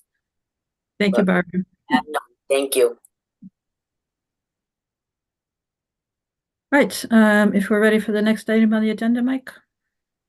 Yes, Madam Chair, and this will probably need a lot of assistance from Raisa to go through, but every couple of years, the NPDC is asked to accept the performance measures from Mass DOT for safety performance, what's known as PM1. Just what might be too much information. Safety is considered to be under the PM1 category. Conditions of facilities are typically for national highway systems and are called PM2s. And performance of the facility or too much delay is again for national highway systems and interstates, and those are called PM3s. So there's three categories. The one that affects us here in Nantucket, because we don't have national highway systems or interstates, are just the PM1s. We don't really necessarily work with the PM2s or 3s other than for transit related issues. I'll note that and again, Reese, please, should I just defer to you? You might know this material a little bit better than us, but this is to accept this fatality data or performance measure under the PM1. Yes, so thank you, Mike. So as Mike mentioned, there are the federal performance measures regulations passed in 2016 include three overarching categories: PM1, safety; PM2, pavement and bridge condition; and PM3, which is a catch-all category for system performance measures. So within PM1, there are roadway fatalities, roadway serious injuries, and total non-motorized fatalities and serious injuries. So MassDOT sets targets for these metrics. So for fatalities, for calendar year 2024, the targets are 377 for total fatalities and 0.61 for the rate for the 2-year target, and 362 for total fatalities and 0.54 for the rate for the 4-year target. MassDOT developed the targets for calendar year 2024 by projecting the 2023 and 2024 fatalities to be in line with pre-COVID data. And MassDOT's long-term goal is 0 as a Vision 0 state, but this methodology was developed to project a downward trend based on federal requirements. For serious injuries, the targets are for calendar year 2024, 2,708 for total serious injuries, and 4.36 for the rate for the 2-year target, and 2,603 for the serious injuries, and 3.91 for the rate for the 4-year target. And MassDOT developed the target for calendar year 2024 by projecting 2023 and 2024 serious injuries to be in line with pre-COVID data. So as a result, year-over-year changes reflect a decrease of approximately 10% when comparing 2021 and 2022 to 2023 and 2024. For the non-motorized fatalities and serious injuries, the number of non-motorized fatalities and serious injuries decreased during the start of the pandemic in 2020, followed by an increase in 2021 and dramatic spike in 2022. Based on the state's emphasis on vulnerable road users, MassDOT anticipates the 2023 and 2024 numbers to match those from 2020. This results in a 5-year average of non-motorized fatalities and serious injuries decreasing from 480 for the period of 2018 to 2022 and 445 from the period of 2020 to 2024, which is a 7.3 reduction. So the board is required to endorse MassDOT's state targets or establish their own by the end of February 2024. In the past, all MPOs and regions have adopted MassDOT's targets with the goal of contributing towards MassDOT's larger goal of improving safety and decreasing fatalities and serious injuries in all categories. Thank you, Risa. And I'm going to apologize to the commission. This isn't related to Pleasant Street or Williams Lane. That was a cut and paste error for the slides. So disregard the header at the top. But again, as Risa mentioned, the RPAs are required to, if they don't accept the statewide figures, to establish their own. We've traditionally accepted the statewide figures. Risa had mentioned that the overarching goal is 0 deaths with the Vision Zero statement. With our safety action plan, we're pursuing those same kind of strategies with our Safe Streets and Roads action plan to hopefully realize that we have 0 fatalities in Nantucket going forward with those recommendations from that action plan. So the requested action, Madam Chair, is the acceptance of the calendar year 2024 Mass DOT safety performance measure targets. Thank you, Mike. Comments or questions from commissioners? If none, we'll take a motion to accept the calendar year 2024 Mass DOT safety performance measure targets. So move, Madam Chair. Second. Thank you, Nat, for seconding. Roll call vote. Seth Engelborg, Aye. Don Holgate, Aye. Wendy Hudson, Aye. Dave Iverson, Aye. Bert Johnson, Aye. Nat Lowell, Aye. Barry Rector, Aye. Joe Topham, Aye. John Trudell, Aye. and Mary Longacre, aye. Thank you, Mike. Madam Chair. One more item from you.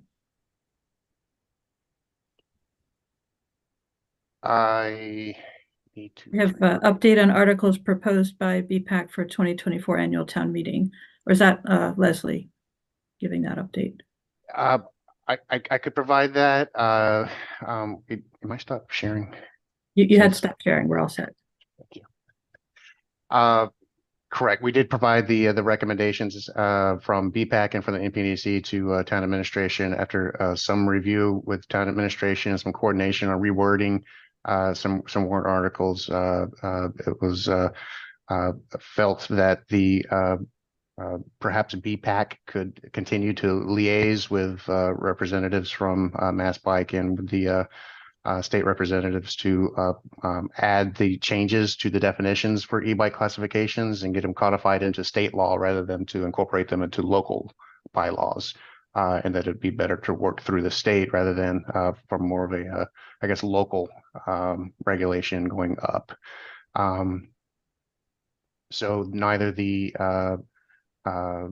definitions for e-bikes nor the regulation for e-bikes on the rental side were recommended, and the helmet bylaw because there was a state law governing helmets, although that our bylaws are worded very incorrectly by requiring bike helmets for those 16 and over. That the recommendation from town administration is that stay, and that because the requirement defaults to state law, that that is enforceable locally, and that the state laws will be used to enforce locally. I think that's all I'm prepared to say on. Okay, but the bottom line is that both of the articles suggested by BPAC were pulled from the warrant and will not be at town meeting. Correct. Yeah.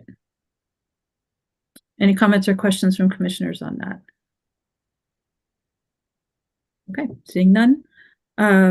Next item on the agenda is articles of planning concern. I'll turn that over to Leslie. I have been informed in advance that there's some people that would like to make some comments, so we will be entertaining some public comments on these articles, particularly those where we would need additional information because we don't have recommendations from staff. But this is not a public hearing. This is not intended to be a public debate on the merits or contents of the articles. These comments should be directed towards background and clarification if possible. And we'll be observing the 3-minute limit on those as well. Leslie? All right, I just need 1 second. I have too much paper and not enough space where I'm sitting.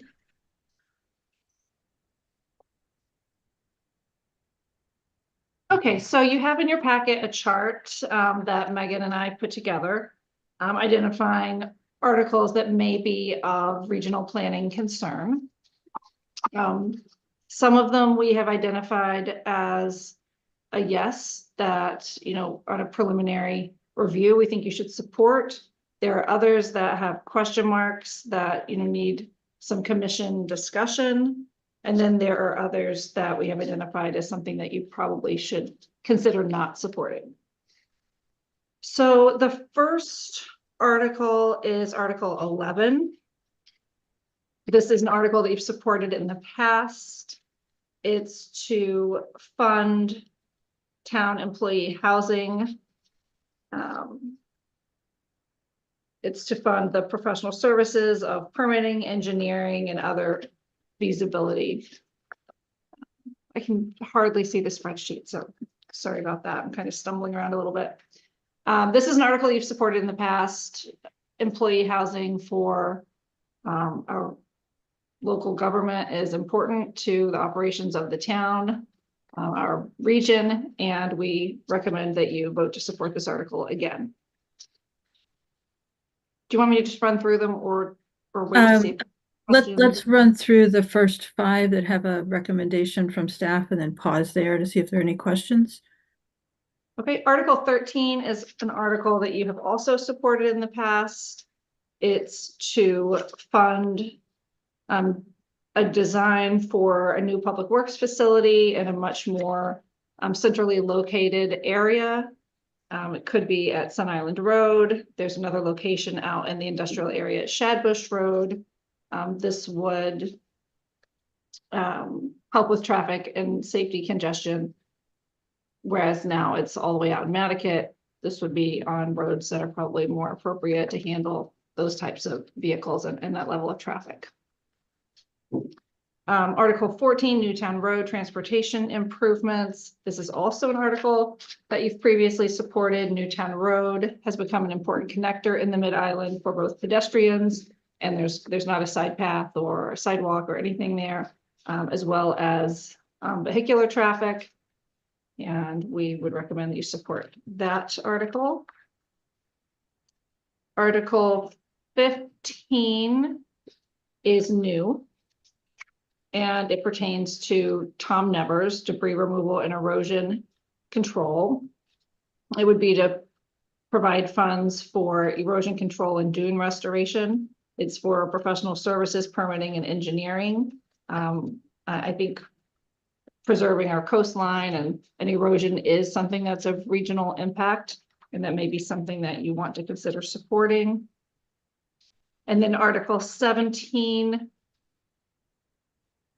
Article 17 is intended to provide funding to reconstruct the Jetties Beach tennis courts. You just recently finished the open space and recreation plan, and this is consistent with recommendations and the intent in that plan.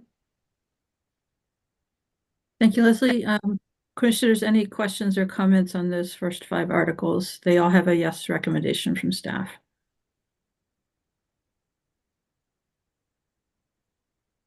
I'm not seeing a desire for any comments. No, just real quick.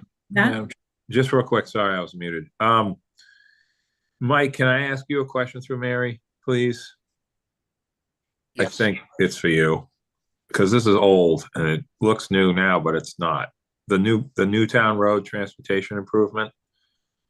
What else is that including the MUP path thing that we have tried to get done? I believe it is, but I'm not 100% sure that was part of the article. Correct. This is for supplemental funding because the roadway and is going to be rebuilt, and along with the speed cushions for traffic calming and for emergency response vehicles to pass, and it will include a 10-foot wide side path that there's a 2-foot grass buffer between the path and the granite curbing along the edge of the roadway. It'll look very similar to First Way. I was talking about from the Inky to Newtown, that piece too. Is that part of this, or was that a separate thing? For Article 14, Newtown Road, yeah, it would be a separate. That's not included. Okay, it's not. All right, because I remember that was in part of an article with the roundabout, and I just can't remember if it got sort of put back in the hopper, and was still part of it or not. Okay, very good. Thank you. Thank you, Nat. Any other comments or questions from commissioners on the first 5 articles? Okay, let's go to Article 19. Article 19 is acquisition of the composting facility and transfer station at Nantucket Road. The town owns the underlying land. This would be providing funding for the town to purchase the structures and the infrastructure there. I don't know that this is something you necessarily want to weigh in on, but obviously addressing our solid waste that's produced here is a concern. And I'm not sure that this really gets at that, but I thought I would put it on the list if the board wants to discuss it. And I'll note that the select board were the ones that submitted this article, and they also held a informational meeting on the entirety of the operations at the dump, including more details on the benefits of purchasing the equipment that's proposed in this article. So hopefully everybody's had a chance to watch that. Any comments or questions from commissioners on this article?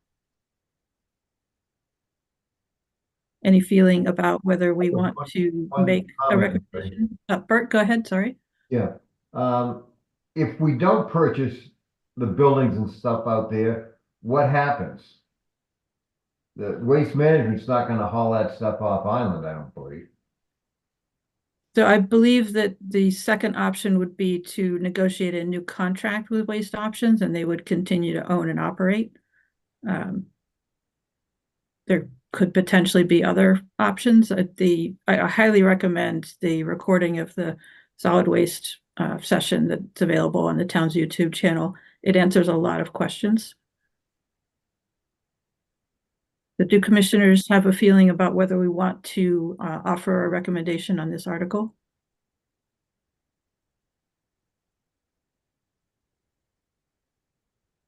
All right, we'll wait till the end till we get to the rest. So the next three, 60, 61, and 62, Leslie, regarding short-term rentals. 60, 61, and 62. 60 is town-sponsored. The other two are citizen petitions, all addressing Chapter 123, which is the short-term rental regulations. I view these as sort of competing articles. They're all similar, but a little bit different. And I know it's certainly been important to the commission in the past to, talk about the short-term rentals and their impacts, but I think this is something, because there's three articles, that would be better left to the FinCom to hash out and for you to not weigh in on any article in particular. Comments or questions from commissioners on any of these three articles? Don, did you want to say anything in particular about Article 60 that was sponsored by the select board? Mary, I had to recuse from that. Oh, okay. Never mind. Will you need to recuse when we decide what to say on that particular article? I will recuse on that. All right, thanks for letting us know. Madam Chair, if I Yes, may. John, go ahead. I will also be recusing as I have in the past for anything with the short-term rentals. Okay. All right, anything else from commissioners on these three articles? Okay. I think that's HRP Home Rule Petition for Coastal Resilience District and the bylaw for Coastal Resilience District. Leslie, we do have Vince Murphy, the Sustainability Program Coordinator, and Peter Brace, the Chair of the Coastal Resilience Advisory Committee, if we would like either one of those to introduce these articles. I think either one of them would be better suited to introduce this than I am, so I will defer to whoever wants to be the spokesperson. Okay, Peter, Vince, go ahead. I see your hand up. Let's bring him over as a panelist. And 3 minutes, please, Vince.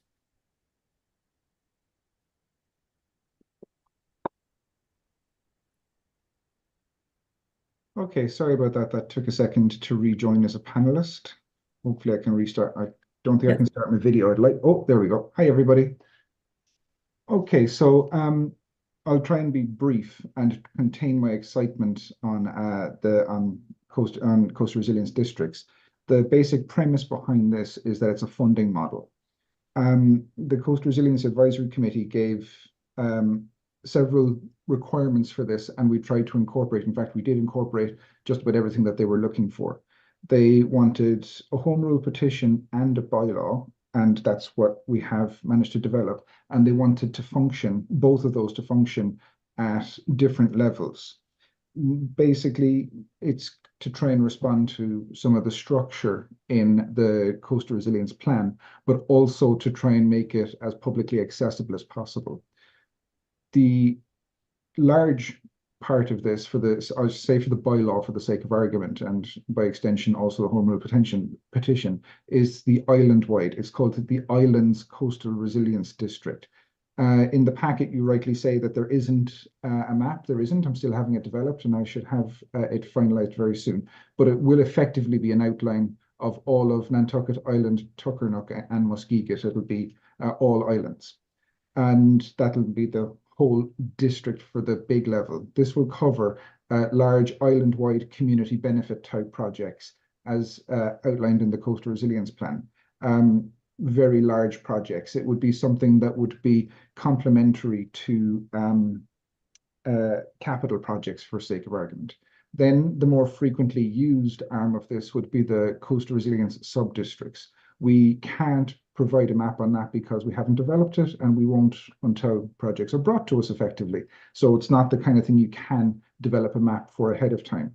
The way this would work would be to to use projects that are in the CRP at local level. I hate to name names or areas, but say for the sake of argument, Sheep Pond Road, the coastal parts of Nantucket, Hulbert Ave, Easton Street, Washington Street, whatever you name, as a small localized area anywhere around the island that suffers the impacts that are associated with coastal resilience issues, flooding and erosion. So either it can be something from the CRP, or a residents group can come to us and say, we'd like to create a coastal resilience sub-district. That will end up being a mapped area as negotiated with the people seeking this. And then that would be the funding model. The people that benefit from this would be the ones that would put in the majority of the funding for this. The town would probably put in some percentage, depending on the public benefit within the project as well. This is very similar to how benefits districts work and builds on how benefits districts work, benefit areas work for benefits projects. The difference is that, say, a benefits project, one of the most recent ones in Nantucket being the Monomoy Sewer, and then that was a benefit district, a benefit area. That's a one and done construction, and then it's for the sewer department or whoever to maintain. The difference here is that in coastal environments, you do need to do an awful lot of operation and maintenance to maintain whatever structure there is. And then in order to, that's the big difference. It adds operation and maintenance and brings that funding back to the local group. This is also very different from something that the state is calling by the same name, Coastal Resilience Districts, where CZM is looking at doing effectively a risk management type model at the state. We're at 3 minutes if you need to wrap up. Or okay. I'm good. It just, if there's any questions, I'm happy to take them. Thank you, Vince. So any questions or comments from commissioners? And we can ask clarifying questions of Vince or Peter if you have that desire.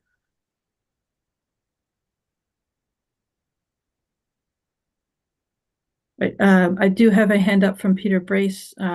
Peter, again, Vince has already spoken on this, but we do have 2 articles, so we'll give you 3 minutes as well.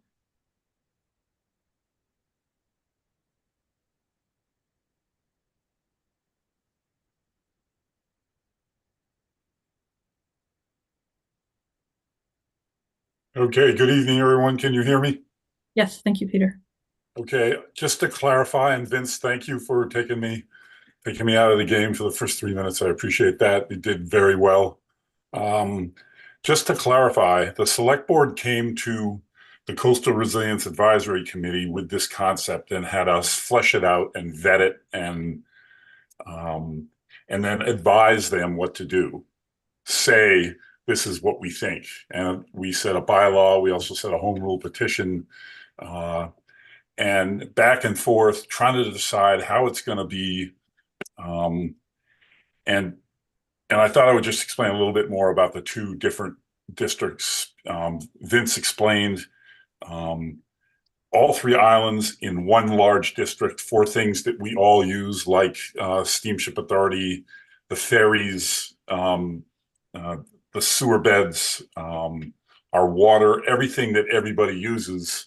But then there, like he said, there will be specific areas, and we can't know those areas yet because the projects haven't come in yet. So I wanted everyone to kind of understand that. And then we kind of just went and waited for the select board to get back to us, and the embodiment of that was Vincent working on the bylaw and Vincent working on the home rule petition. And there was another person that worked on it with him. So we didn't just wrap this up in one meeting. We spent a lot of time on it. So if you have questions, we're both here. Thank you, Peter. Commissioners, any questions or comments on these two articles? All right, not seeing any. Thank you both, Vince and Peter, for helping us understand them. Next article is Article 72, repeal the stretch energy code. That was submitted by John Phones. I do not see him, but I did have an indication that Andy Buccino wanted to speak on this. So Andy, 3 minutes.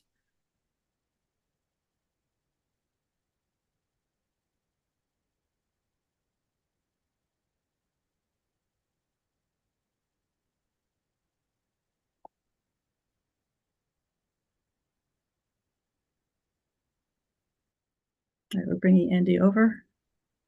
And Andy, feel free to turn on your video if you'd like. Hey, good evening, everyone. Thank you, Madam Chair. At risk of everyone not being too familiar with the article, I expected to speak after, but a brief review would be that this article is designed to repeal the stretch energy code as adopted in 2019 at town meeting. Doesn't necessarily get into why, but I'm here to tell you why it's important to stay a stretch community. Especially speaking after our coastal resiliency team, sea level rise and climate impacts speak specifically to the energy code and Massachusetts intent to reduce carbon. And there's clearly a move to electrification in the state as well, but not at the expense of fossil fuels as an energy producer for residential construction until after 2030. The International Energy Code 2021 is the code that's about to be implemented July 1st. It improves improves energy efficiency by an additional 10% over current standards. So the HERS rating, I'm a HERS rater. First of all, I'm a home energy rater. Let me introduce myself. I'm a home energy rater. I've been building on Nantucket since 2002. I ran an installation and business for some of that time. I've been an energy efficiency practitioner since 2008, running blower doors for the town and acknowledging and testing for energy improvements in HVAC. I've been a HERS rater since 2016 and have worked on hundreds of homes in that capacity.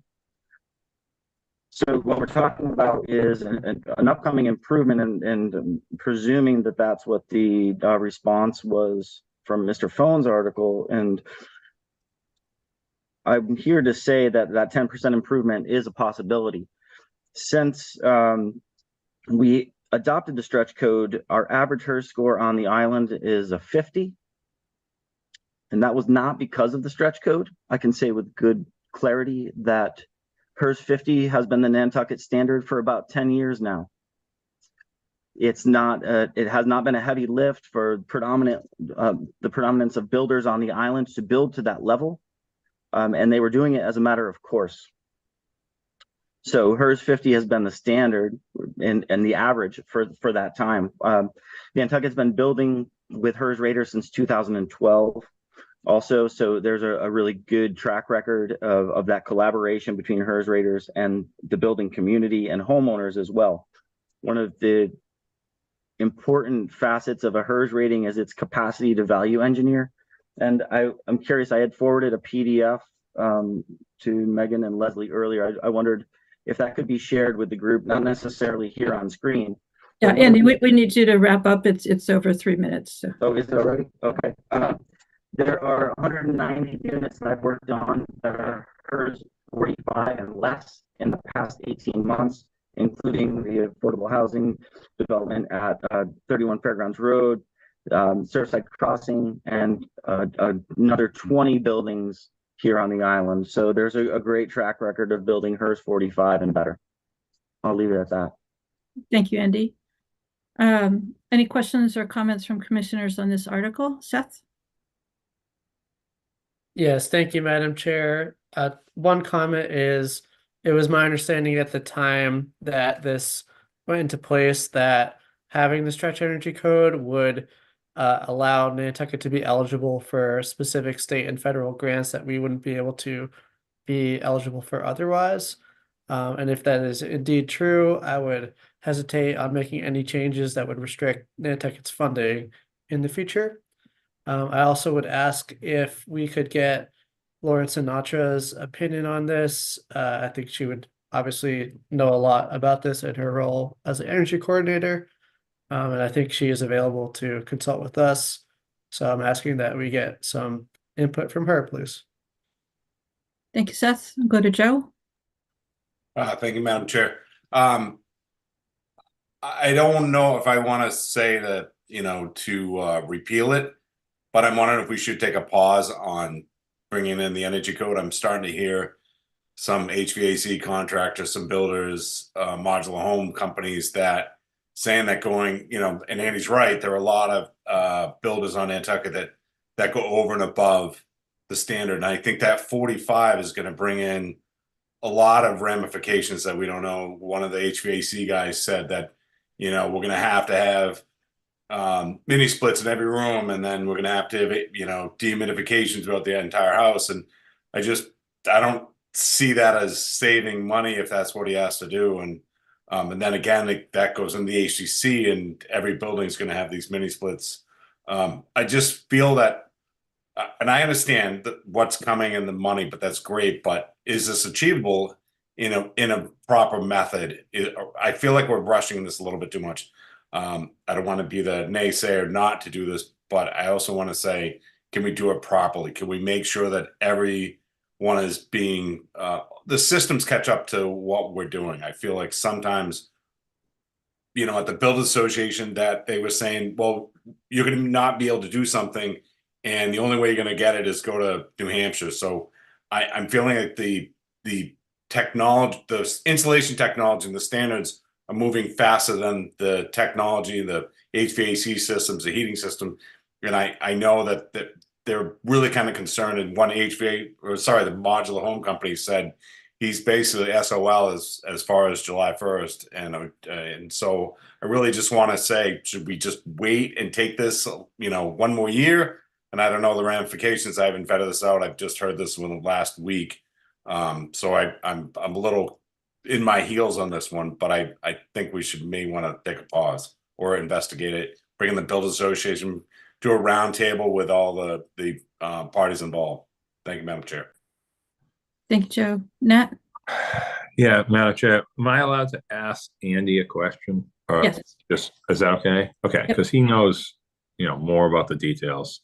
So to follow up on Joe's point, Andy, and we've talked about this. So the HERS rating right now is, I believe, 52, or is it in the 60s? Which one is yeah, I'm sorry. Go ahead. No problem. Thanks, Nat. For an all electric building, it's 55, and for a fossil fuel building, it's 52. Okay. So if I was, standing there discussing this, and I said, okay, you can have a 400,000 BTU pool heater outside. You can have a 250,000 BTU spa heater outside. You can have a gigantic fire pit. You can have a gas generator.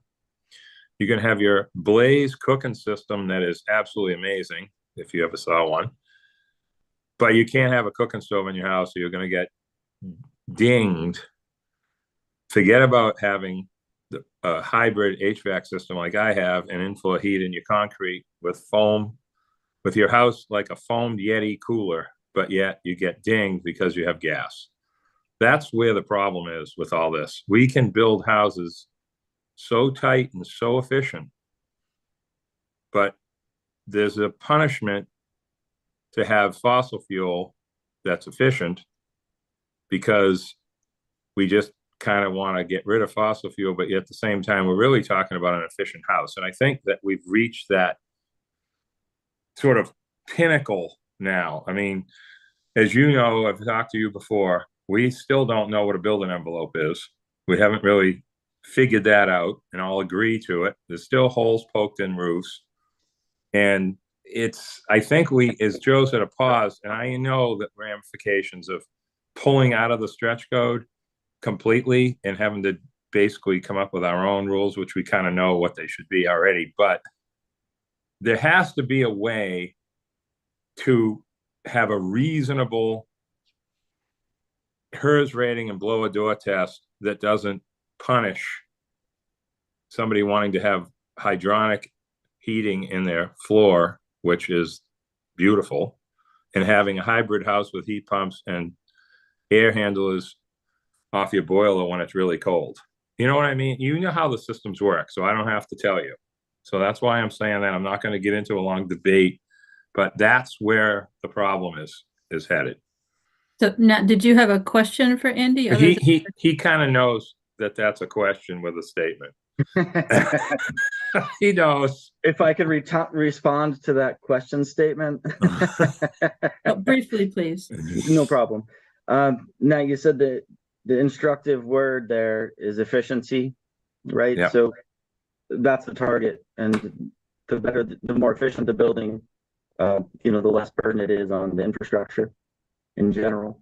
The only response that I really have to the fossil fuel discussion is that it's a state mandate, right? It's something that's coming from the state that's specific to fossil fuels.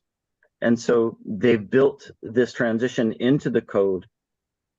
Now, I can also say that houses like yours, and others, and we can value engineer all day long, there are accommodations, and also there's opportunities and relief valves inside the stretch code to accommodate hardship if it was a financial hardship. So to Joe's point, it is a big discussion and a broader one, but there's a lot of us working on it. And I'd like, welcome yourself and anyone else on this panel that's interested in participating let's hash it out. And I think it's important. I think we don't throw away the stretch code now. I think it's one of the few tools that we have and mechanisms and devices that we have on the island to really drive deep energy efficiency. So I would recommend that. That's my call to this commission. Thank you, Andy. Joe, and again, remember, this is not intended to be an in-depth debate on the details of what's referred to in the article. Our choices are to recommend adoption, to recommend against adoption, or to not make a recommendation. So Joe, we'll go to you. It does also be, sorry, Joe, before we go to you. Leslie, it does sound like this is a topic we want to visit with Lauren at a future meeting date as well, if we want to make a note for that. Joe?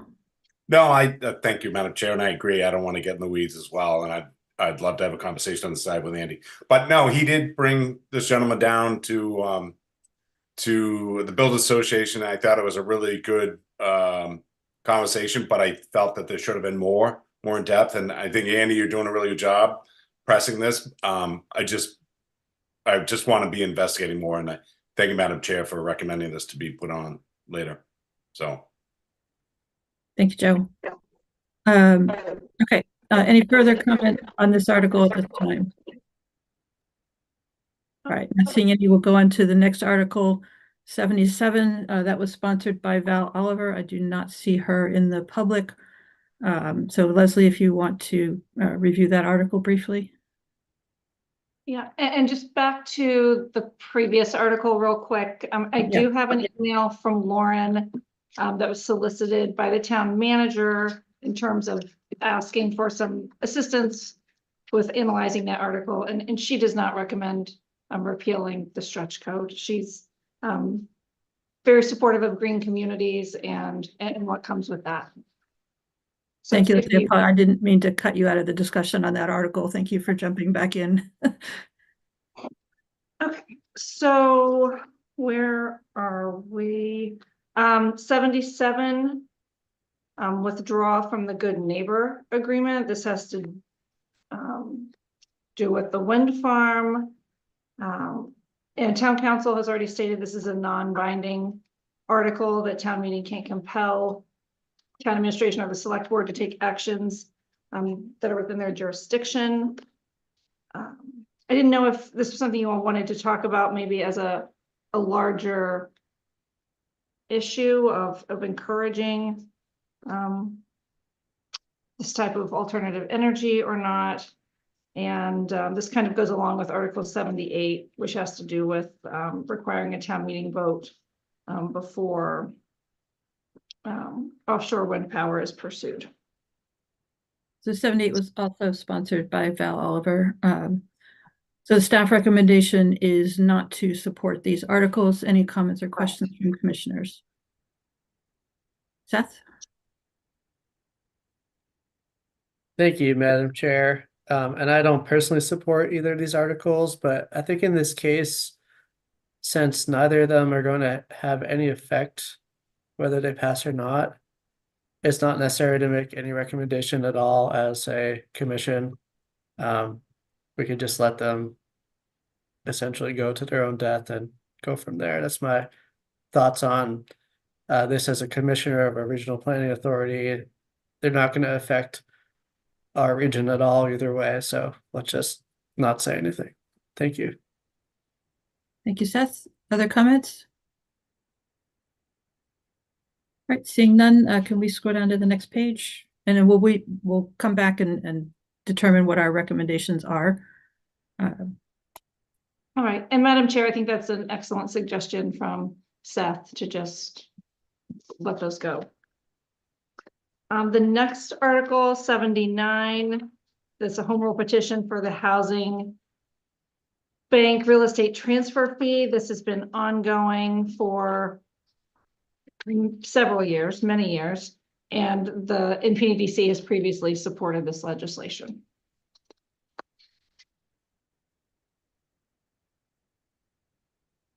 Okay, any comments? Yeah, why don't we take these two together? Please go ahead, Leslie. These are related. Okay, Article 80 is new, home rule petition for a year-round housing occupancy restriction. This is an innovative approach to creating year-round housing for the year-round population in our region, and we recommend that the commission support this article. Okay, any comments or questions on 79 and 80 related to housing initiatives from commissioners? Not seeing any, so go ahead with the next one, 81.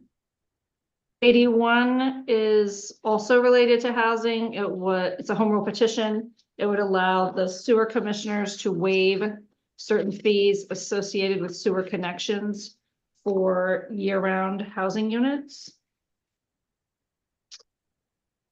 So we recommend that you support that. It would be a way to offset some of the costs associated with the creation of year-round housing. Okay, any comments or questions from commissioners on this one? Not seeing any. Next one, 83, fertilizer regulations, and this is a change from what is on the screen is a change from what was in the packet with a, I guess we call it a typo corrected. So Leslie, if you want to tell us about that. Yeah, just 1 second. Okay, Article 83, as we referenced in your packet, we got that article mixed up with a different fertilizer article from a different town meeting. It's amazing how things just sort of mesh together over time and you forget what happened when.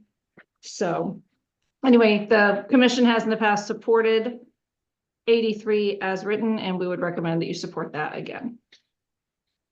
And 83 is simply the extension of our authority to create fertilizer regulations. It does not reference any particular regulation. Correct. Okay. Questions or comments from commissioners on that? Seth, go ahead. Yes, thank you. Is this the same that was entered into the 2023 town meeting? And was that ever brought to the Massachusetts legislature? Because there's So the so many packet, that I the- can't keep track of them all. yeah, the note in the warrant, which is in the packet, says this home rule petition was approved as Article 86 of the 2023 annual town meeting. Home rule petitions currently pending before the legislature, which are not acted upon by December 31st, 2024, may expire unless renewed by a confirmatory town meeting vote. So this, I believe, is put in front of town meeting to reemphasize it to the state legislature. Thank you. Other comments or questions on this article? All right, seeing none, I think we have Megan Perry, the sponsor of Article 92, in the audience. She would have 3 minutes to present that.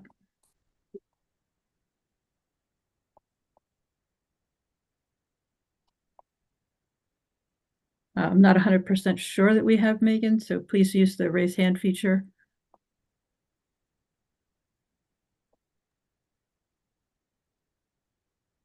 I see her there, but I think Nikki stepped away from her computer for just a brief second and I can't bring anyone over. I'm sorry. Okay, Megan, if I you don't can. know. Oh, wait a minute. Oh, sorry. If Megan, if you can hang tight, Leslie, why don't we go to 99 and we'll come back to 92? And hopefully we can get Nikki back, or is NCTV available to assist? Oh, Nikki said she's back. Oh, okay. All right, Nikki, Megan, can you bring Megan Perry over? Sorry. Okay.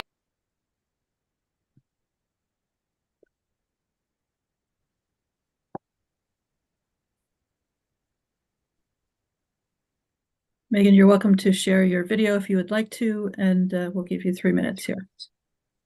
Thank you. I just was on the call in case anybody had any questions for me. I think the article speaks for itself. Okay. So that was it. Thank you. All right, any comments or questions on this article from commissioners? And Leslie, would you go ahead and recap it? Okay, so this article is a proposed charter change to require that all department heads, including the director of plus, report to the town manager. Town council has identified legal issues with this article as written.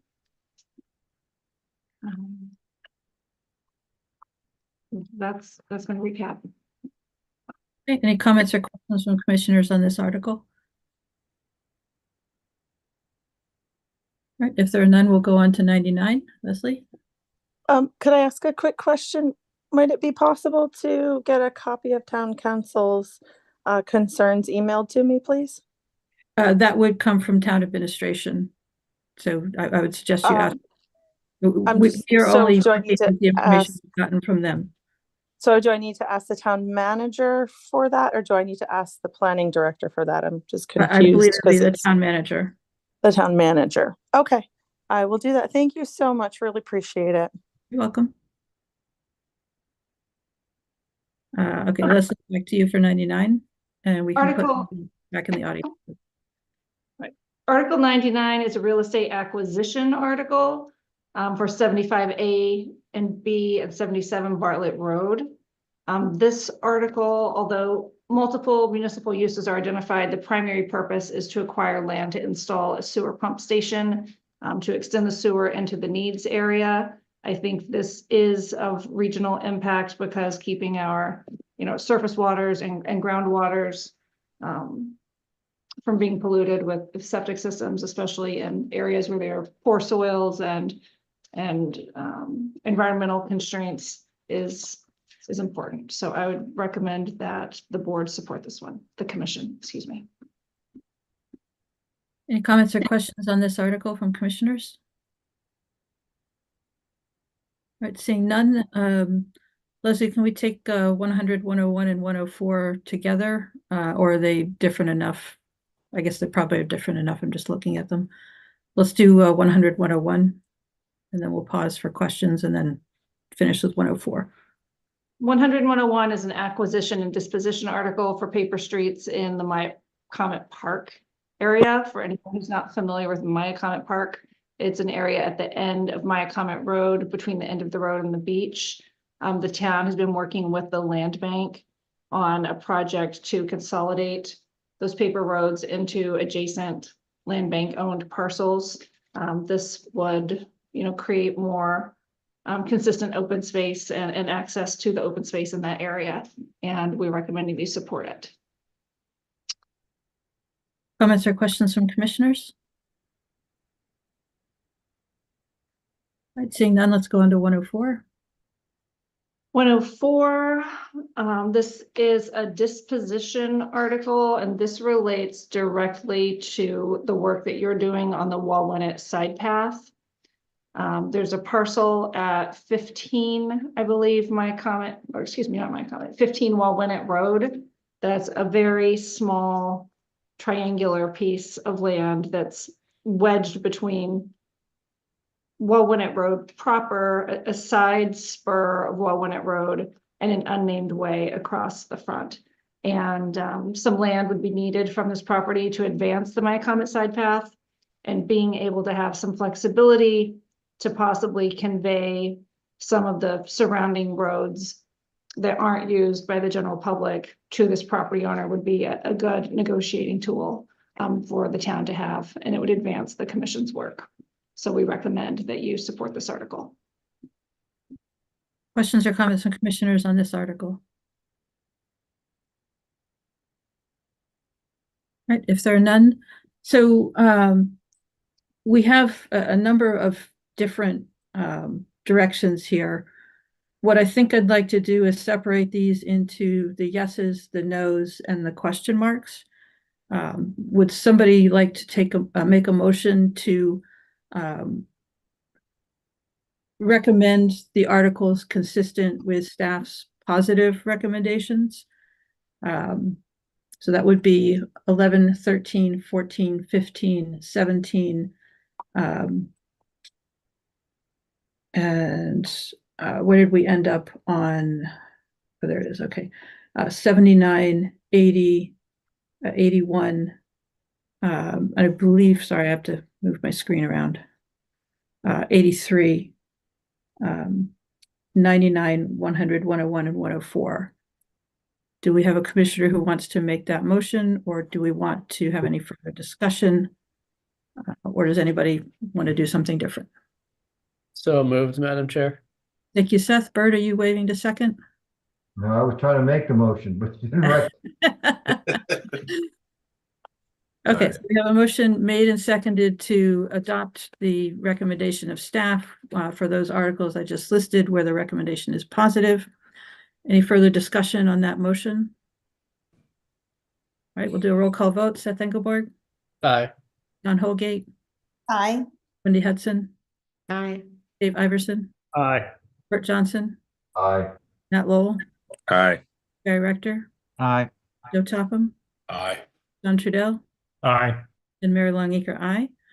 So now looking at the articles where there is a negative recommendation, that is 77, 78, 80, and 92, just those three. There was some discussion on 77 and 78. And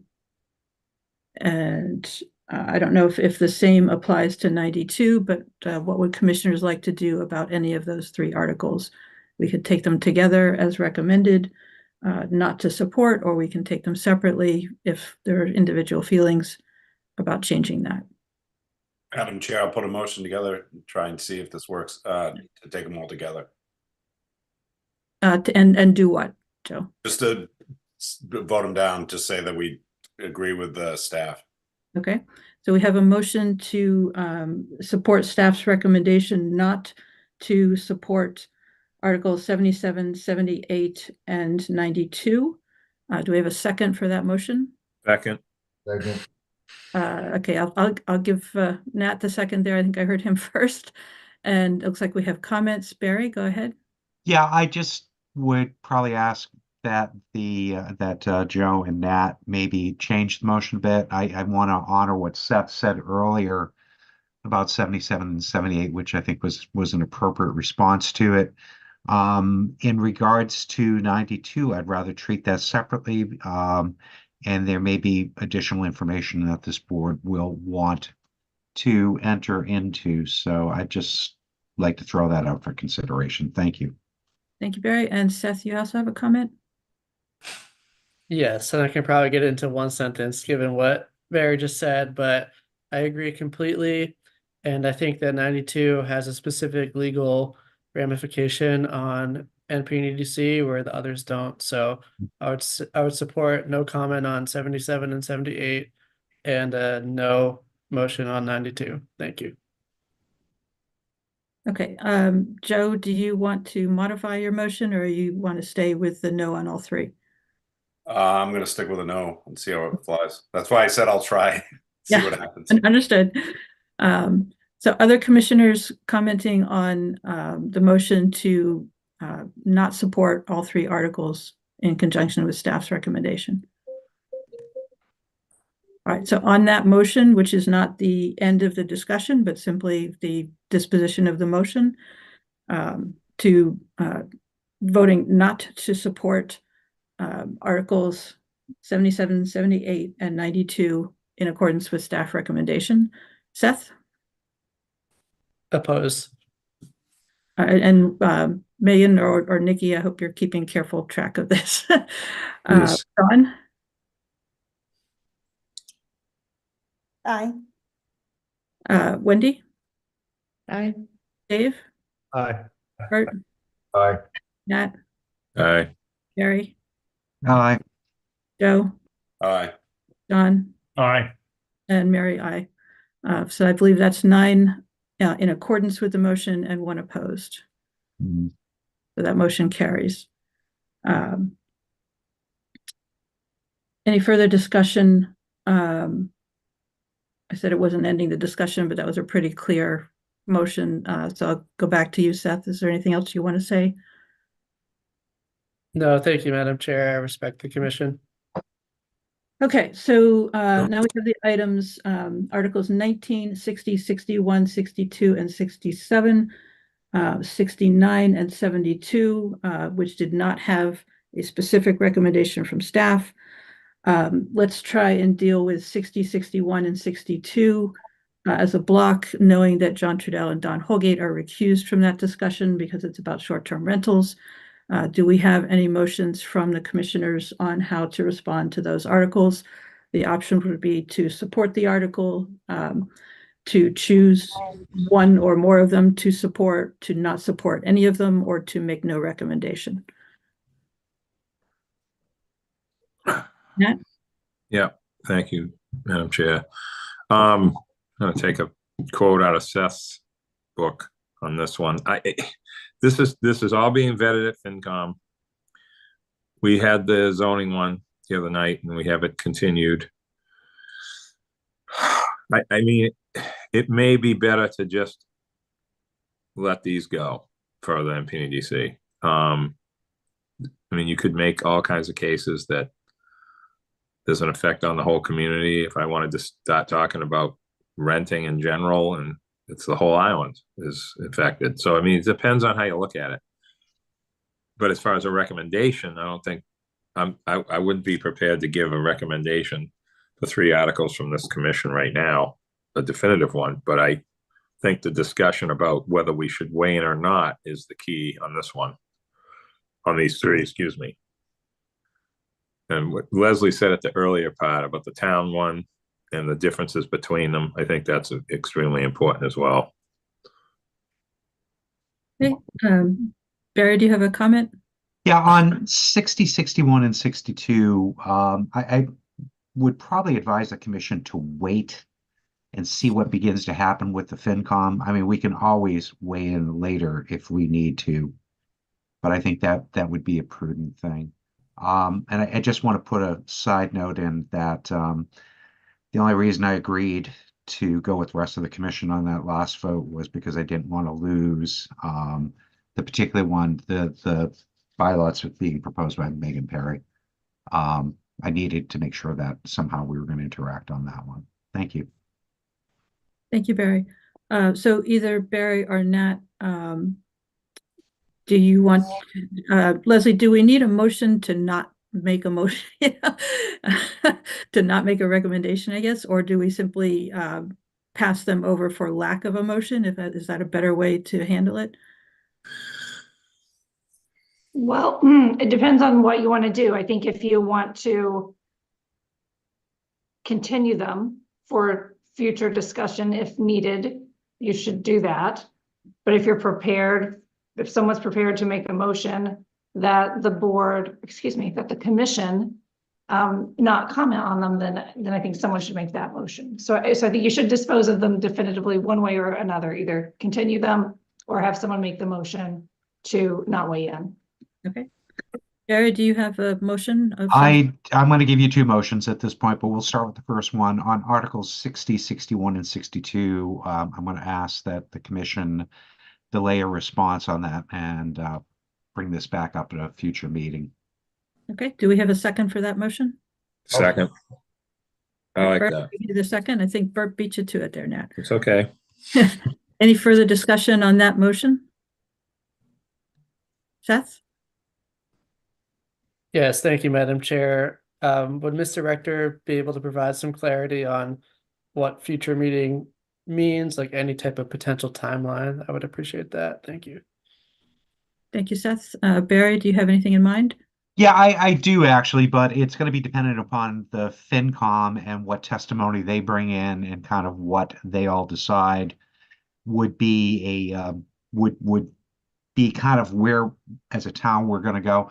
I want you to think too that STRs and whatever decisions are made here aren't just always a local thing either. They will probably affect case law throughout Massachusetts as well. So there is that bigger regional issue that's associated with it. I wish I could give you a more definitive timeline, but we're dependent upon other boards, which I don't like to have to do. But in this case, I think there's a prudency to it. Thank you, Barry. Regarding timeline, we do have further on in our agenda the adjustment of our schedule in February. And if we choose to only have one meeting in February, which would be the joint meeting with the select board, just to make sure everybody's aware, that means we will not be discussing topics, that we might normally discuss at a meeting. So I would anticipate that we would not be discussing town meeting articles in February. Just FYI, that's of course up to the commission to decide how and when to meet and what topics you want to cover, but just giving you that heads up. All right, further discussion on the motion to hold these over for later consideration. Barry, did I summarize that correctly? Yes, that will do. I didn't want to twist it. Thank you, Barry. No, any further discussion? Okay. Roll call vote. Seth Engelborg. Aye. Don Holgate. Sorry, Don is recused. Wendy Hudson. Aye. Dave Iverson. Aye. Bert Johnson. Recuse. Thank you, Bert. Nat Lowell. Aye. Barry Rector. Aye. Joe Topham. Aye. John Trudell is recused, and Mary Longacre, aye. That is 7 in favor of the motion and 3 recused. Barry, do you have a comment again on those articles, or are we going on to the next one? I know that you had said you had another motion to make, so. Oh, and I do. So let's dispose of the balance of what's there at this point. So on, good golly, I'm a little lost here at the moment. I believe it's going to be 1972. I'm just trying to figure out where we left with. So 1967, 69, and 72. All right. So I'll make a motion at this point that they are not of interest or concern to the NP and EDC. And therefore that we are not commenting on them? We're not going to comment, yes. Do we have a second for that motion? Second. Okay, Bert, I'll give you the second on that. Discussion on that motion. So these are the purchase of the equipment at the composting and transfer station, the two articles on coastal resilience districts, and the article on repealing the stretch energy code. Seth? Thank you, Madam Chair. I think that 67 and 69 regarding coastal resilience districts need to be weighed in on at some point. And I think there are several reasons why they are of concern for the Nantucket Planning and Economic Development Commission. First of all, they impact the open space and recreation plan. Potential changes to coastal resilience districts, affect what those lands are able to be used for, which could cause impacts to the OSRP. And second, the model of coastal resilience district, if enacted here, will serve as a model for other municipalities throughout the Commonwealth. And there's potential for large-scale regional collaboration with other coastal communities throughout the Commonwealth if we are able to effectively put a model into place that works. Just like the land bank, we put that into place that works, and it worked, and it was adopted throughout the whole country. So I think that if we think about this and do it right, obviously it's a complicated issue, but if we do it right, there is going to be regional coordination and benefit. And if we don't do it, there could be some conflict. That being said, I think might be a little confusing, but I think we could weigh in on the home rule petition in 67 and not say anything about the bylaw 69 at this point, because there is no details on what the bylaw will contain without getting the home rule petition passed at the state anyway. So and maybe we need a legal opinion on that, but I think we could support the idea of the creation of a coastal resilience district, but wait to make a comment on what the specifics will be once we see the bylaws as drafted. Thank you. Thank you, Seth. Other commissioners, comments on this motion? Right, I do have a comment on this motion. I don't like the idea of lumping all three of these separate topics together. And I don't agree that they're not all of planning concern. It's my personal feeling. I would like to see us take them separately and develop recommendations for the three different topics. So the two coastal resilience articles as one, the dump equipment as the other, and the stretch energy code. So my personal opinion is I would rather take them separately. So the motion is to take them together and to indicate they're not of planning concern. Any other comments from commissioners? All right, if none, so we'll take a vote on the motion, which is to take the remaining articles 19, 67, 69, and 72 together and determine that they are not of planning concern and offer no comment on them. Roll call vote, Seth Engelborg. Opposed. Don Holgate. In favor. Wendy Hudson. Opposed. Dave Iverson. Opposed. Bert Johnson. Aye. Nat Lowell. Aye. Barry Rector. Aye. Joe Topham. Opposed. Don Trudell. Opposed. Mary Longacre opposed. Megan, what is our count on that? That's a 6-4 opposed. Okay, so the motion fails. Would someone else like to make a motion regarding any of those articles, 19, 67, 69, and 72? Barry? Yeah, let's just systematically deal with this. So Article 19, I'll make a motion at this point that it is not of concern to the NP and EDC. Second. Second from Dave. Any further discussion on Article 19? All right, my personal feeling is it is of planning concern. And Bert, thank you for your comment earlier. What happens if we don't buy this equipment? I think then that begins to snowball into major considerations that would be of interest to us. So I would personally support this article. Any other comments from commissioners? All right, if there are none, roll call vote, and the motion is to determine that Article 19 is not of planning concern and to offer no comment. Seth Engelborg, Aye.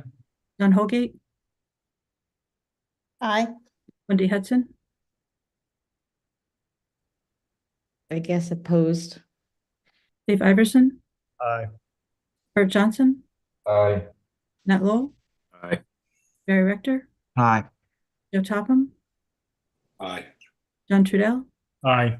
and Mayor Longacre opposed. So that is, I believe, 8 for and 2 against. That motion carries. Do we have a motion on Articles 67 and or 69? Barry? Yeah, Madam Chair, I probably recommend we do each one of these separately too.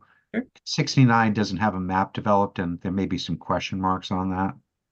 I don't have a good, strong sense one way or another whether the commission would want to wait and see what is the resultant from the FinCom, or whether we just wait for another fine day here. So, but I'd suggest taking them separately if we do nothing else. Certainly, we can do that. Seth, do you have a motion? Yes, Madam Chair. I would make a motion to have a recommendation and support from the NPDC of Article 67. Okay, do we have a second for that motion? Second. That was Joe, I believe. Yeah. Any further discussion on the motion to support Article 67? Not, we'll take a roll call vote. Seth Engelborg, Aye. Don Holgate, Aye. Wendy Hudson, Aye. Dave Iverson, Aye. Bert Johnson, Aye. Nat Lowell, Aye. Barry Rector, Aye. Joe Topham, Aye. John Trudell, Aye. and Mary Longacre, aye. Thank you. Do we have a motion for Article 69? Seth? Yes, thank you, Madam Chair. I'll move to hold over recommendation on Article 69 until such time as a map and more details can be published and furnished to the NPDC. Thank you. We need a second for Seth's motion, and then we'll go to discussion. Second. Seconding. Okay. No, Bert, go ahead, Bert. Yeah. Yeah, Bert, did you have a comment in addition to a second? I'm just seconding it. Okay. So Article 69 was just explained by Vince as there cannot be a map until a particular project is proposed. So this is a mechanism to allow for funding to be developed for a district, but it does not require that a project be proposed. So it's sort of foundational. So I'm confused by the motion to hold it over until there's a map, because it's sort of cart before the horse in that respect. They can't propose a project without having the funding mechanism, and there can't be a map without a project being proposed. So we can't disallow the funding mechanism for want of a map. Seth, if you want Vince to clarify that, by all means, call on him, but go ahead with your comment. No, thank you. These things are complicated sometimes. I would like to formally withdraw that motion in that case. Okay, Bert, do you concur? I concur. Thank you, Bert. Is there a new motion on Article 69?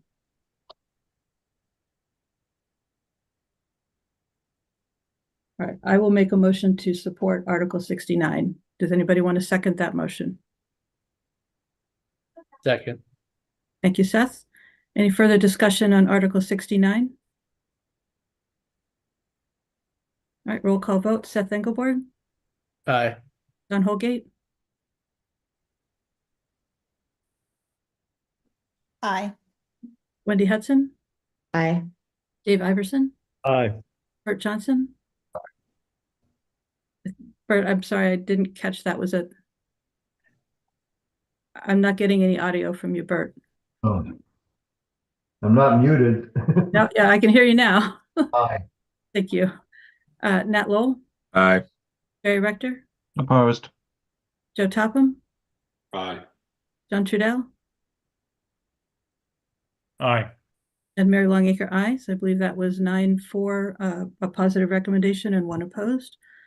And Article 72, do we have a motion for Article 72? The Stretch Energy Code repeal. Seth?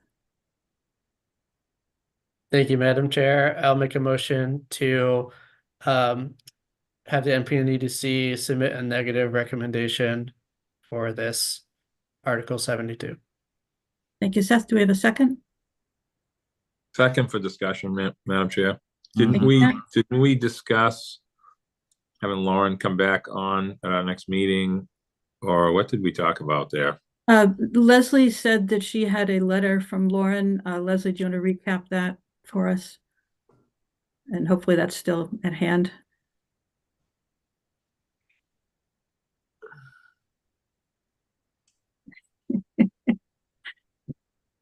I'm not trying to make it difficult. We forgot what we talked about in that regard. I can pull the letter up or actually Megan, I see her moving her hand. Yeah, Megan, do you have that letter available? I don't have the letter available, but I did mention this to Lauren last week and that it would be on her agenda, and asked if she had time to maybe come to the meeting and express her thoughts further. Unfortunately, she had a conflict, but she stated to me pretty much the exact same thing that Leslie's recollection was in that email, that it would take away our green community status. So for that reason, she is not supportive of this article. Okay, so we have heard from Lauren in that respect. Yes. Further comments or questions on the motion to to oppose the repeal of the Stretch Energy Code? All right, we'll take a roll call vote. Seth Engelborg, Aye. John Holgate, Aye. Wendy Hudson, Aye. Dave Iverson, Aye. Bert Johnson, Aye. Nat Lowell, Aye. Barry Rector, Aye. Joe Topham, A conflicted eye. Yeah. John Trudell, Aye. Mary Longacre, aye. All right, I believe we have disposed of all of the warrant articles. Megan, give me a shout out if we missed any. Looks like we're good. I think we're good. Okay. Thank you all for sticking through that. It's kind of tough to do that just a couple of days after the select board adopted the warrant, but we got through.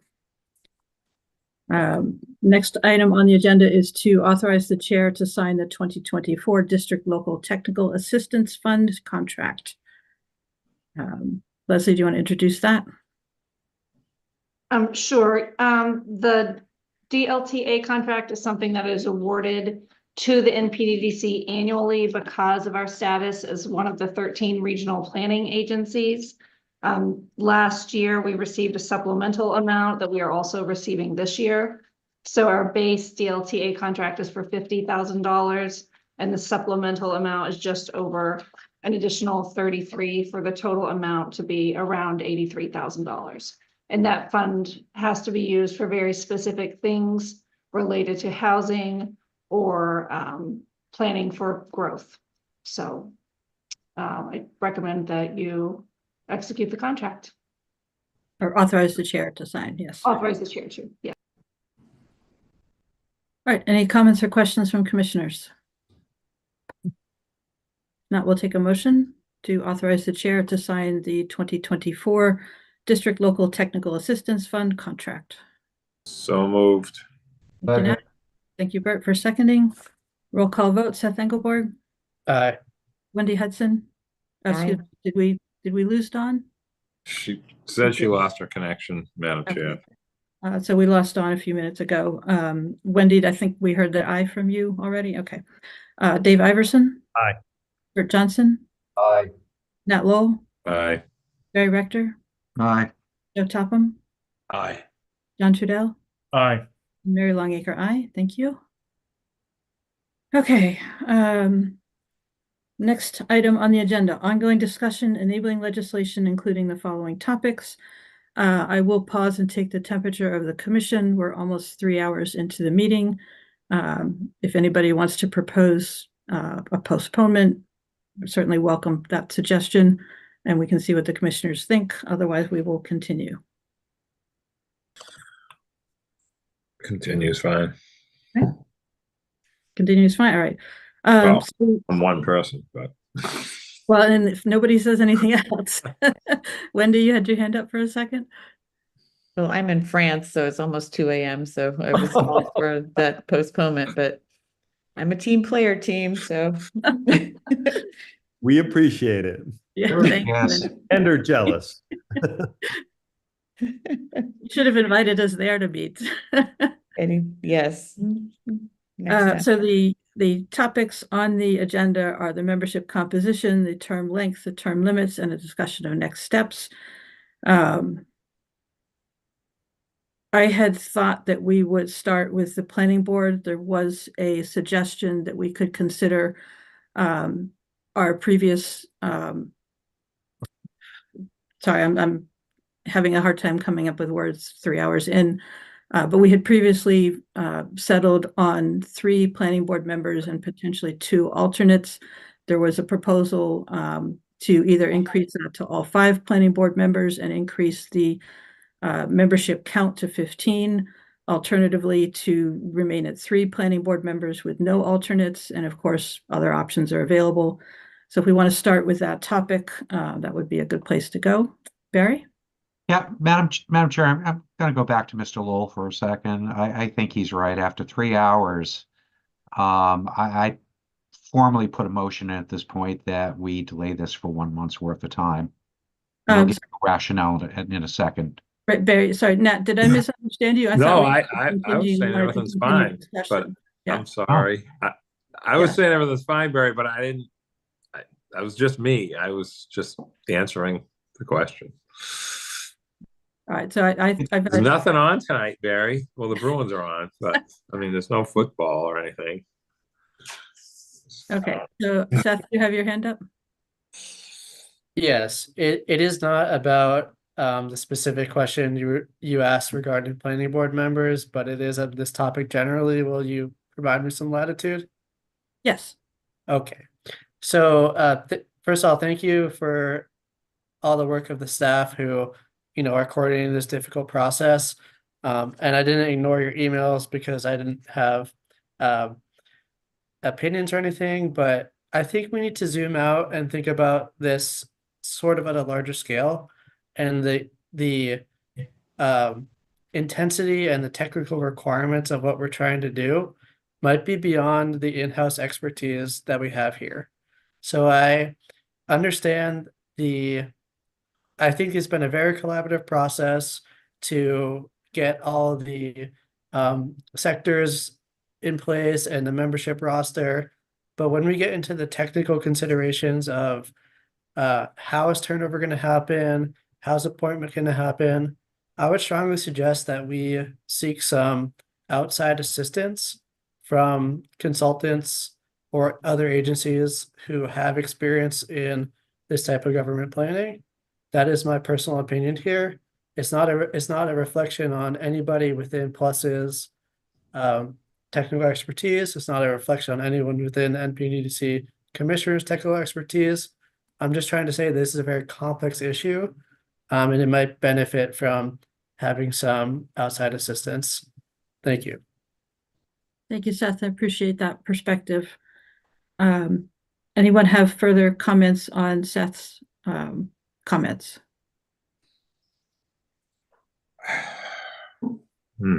Leslie, is that feasible? I had always anticipated that we would need some assistance from council at some point in the process. I mean, I feel like we're not there yet, that you all need to have a little more discussion, but Seth is right. And Mary, you and I have talked about it, that it is really complicated to think about phasing in new members and phasing out the old ones and really playing all that out and making sure that what's written is what is intended. So I think, you know, we will need to seek some assistance at some point. I mean, town council helps write, you know, all of the home rule petitions that are in the warrant. I mean, writing legislation is something that they regularly assist with. So, or if you want a different type of consultant to help weigh in, I mean, we can explore any of that stuff. We have the professional services money to do that. I just thought that would be coming later. Thank you, Leslie. I would agree that it's up to this commission to determine what it wants before we ask somebody to help us with the technical details. Seth, we'll go back to you. Thank you. And to clarify, I'm not saying that the commissioner shouldn't weigh in at all. I'm just saying that this will be important moving forward as we get to the resolution. I think that the legal counsel review is of course warranted. My suggestion is actually not on the legal side. It's on the, I would say, policy side. And I would ask us to seek some support from either other regional planning agencies or consultants who work in regional planning or municipal affairs to see just some more examples of how these processes have gone. I know we have Nantucket specific examples of new boards being created and boards turning over and things like that, but I just think we shouldn't be doing this in a vacuum by ourselves. I think we should be looking to other examples from the region and the state before we definitively accept anything. That's not to say that the commissioners here and the staff here shouldn't drive the narrative, but I just really think it would be good to have that support at our meeting to or to provide recommendations in advance of our meeting to, you know, help constrain the feasibility of this. So thank you. Thank you, Seth. Joe? Thank you, Madam Chair. Seth, I appreciate your perspective. I do think that Mr. Chair Longacre is correct. I think we got to do a little more homework, get our more input, get somewhere a little bit closer to the finish line, and then bring in the consultant, or finish it and then bring in the consultant. But I think we still got a little bit more work to do before we bring in someone special. Thank you. Thank you, Joe. Barry? Yeah, I would agree with Mr. Topham on that. I was really surprised that we only had 2 respondents to that whole thing, that exercise that we were doing, just because there's a lot of critical things here where I don't feel as though a consultant is going to help us kick that ball down the road further. I think there's a fair amount of experience that sits on this board to begin to at least make some basic decisions about what we ought to do. And I think I was a little surprised that, like I said, no one's coming forward with decisions at this point. I'm a little challenged with that, actually. Sometimes we have to throw it out there, and it may be a little bit messy working through the process, but I think there's a way to find out from you all what you're all thinking about how to do this. I think it's inherent upon this board to have to make those kind of decisions as opposed to punting it to someone else. I think in the end you can have a review, and I think that's appropriate for us. But at this juncture, with this task before us, I think that we should delay it another month and really try to get some more input from you all to see what you think at this point. Or if you I'd like further rationale beyond that, because I'm not really feeling like there's a good case being presented at the moment outside of we just want to turf it down the field to someone else. So with all due respect, I think I'd like to wait a month's worth of time and get some more input. Thank you.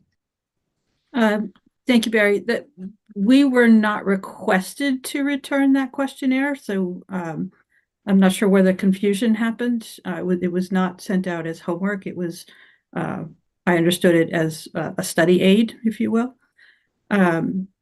I would like to have further discussion about the planning board because of the suggestions that came back and because the number of planning board members is a key component.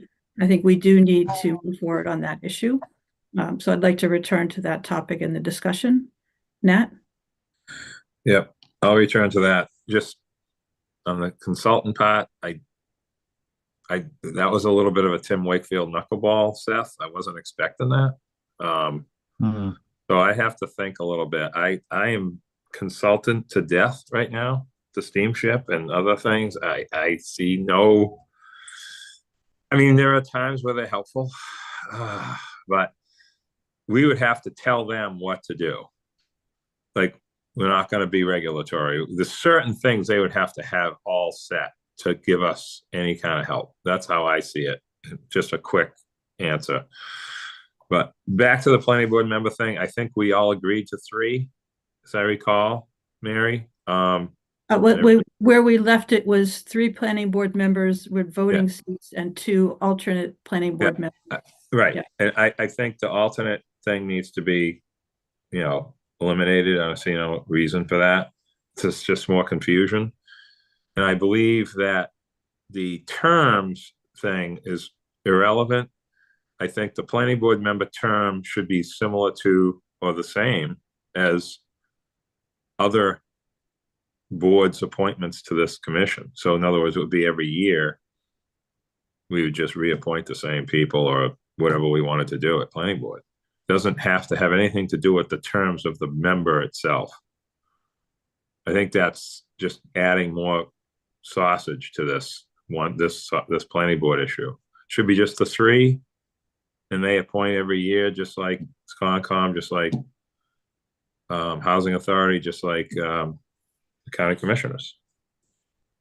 I mean, I think that consistency works. Leslie, do you have any thoughts on that? I mean, well, let's sorry, keep people in order now. Sorry, Mary. I want to go to John Trudell. Yes, thank you, Madam Chair. Yeah, I actually agree with Nat, just because if you also add in the factor that there's a turnover within the different boards and groups. So to have an annual reappointment, it's easy for somebody to say, if you want to stay on, great. And if nobody's opposed, great. But there will be a turnover of people. So I think annually, that's a good thought. And again, my original just thought for consideration was to address alternates, but I think after further discussions at our previous meetings, we determined that 3 was a good number and we didn't need the alternates. So just to summarize, 3 planning board members with an annual, I would be okay just as 1 board member.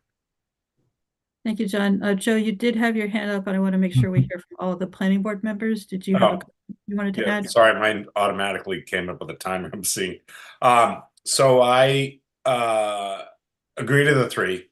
I did recommend the alternates because I thought just if there was a change or whatever, that we were all staying consistent and staying up to date on this board. And I thought that was really important. But if the alternates are not approved, that's fine. I just figured for our consistency throughout the board, I didn't really have a strong opinion on it. I just threw that out there, but I think that 3 members is where I really would dig my heels in. Thank you. Thank you, Joe. Dave, I want to give you the opportunity to comment before we go back to Barry. I agree with Nat. I can take or leave the alternates. I mean, I think that it would be important for them to understand the NP&E and DC, but they can do that on their own. So I would be fine with just 3 members with a year change. Thank you, Dave. Barry? Thank you, Madam Chair. I'm a little confused here at this point. All of a sudden we went from a consultant to just deciding to pick on the planning board. And I'd like to know what is exactly the process we're going to weather through to bring this thing from beginning to end. I'm very confused at the moment about what the process is, how we're going to tackle the other things on here. I think there are other issues that are involved it with some of the other potential sectors and or commissions that we've brought up. And I'm, just because there was a number of questions that was posed by staff about the planning board, I'm not sure how I understand that became just the major focus and target of things. So I for one would really appreciate an understanding of where we're going to bring this project from beginning to end, this part of the project from beginning to end. I thought there would be some type of systematic review. And I'm not hearing that at all. I've got comments that I will certainly offer about the board, but I'm surprised that we just launched into an executive decision that we were just going to start with the planning board. I feel like we're kind of all over the map here at the moment. Well, Barry, the chair's decision to begin the discussion with the planning board is a result of the fact that two people offered suggestions for changing what was previously discussed regarding the planning board's membership on the NPNEDC. So that seems like a logical place to start. Seth, if we want to go to you. Yes, thank you, Madam Chair. And I promise this will be my last comment regarding consultant at this meeting, at least. But Nat, Tim Wakefield was my childhood idol, so I don't feel insulted by that at all. No, But this whole discussion is the onus of thought for why I've raised this in the first place. Some of the things we're talking about, we don't even know if they're good government practices. Like having an alternates to an advisory committee. I've never heard of that. I've heard of alternates to regulatory committees, but maybe we don't need a consultant. Maybe we just need a literature review. And there's some questions out there that I think we could just come up with answers to based on the expertise in this room, and that would be whatever it is. But in order to get a equitable and effective governmental process in place, we should have some at least review of the literature or of from experts on what these types of decisions mean. I personally don't agree with having alternates on an advisory committee because it seems like it's not a practice that's done. But if somebody is to tell me otherwise, that's beyond my understanding of knowledge, then I will accept that. So this is why I'm asking for outside assistance rather than us making every decision here in-house. Thank you. Thank you, Seth. Joe? Thank you, Madam Chair.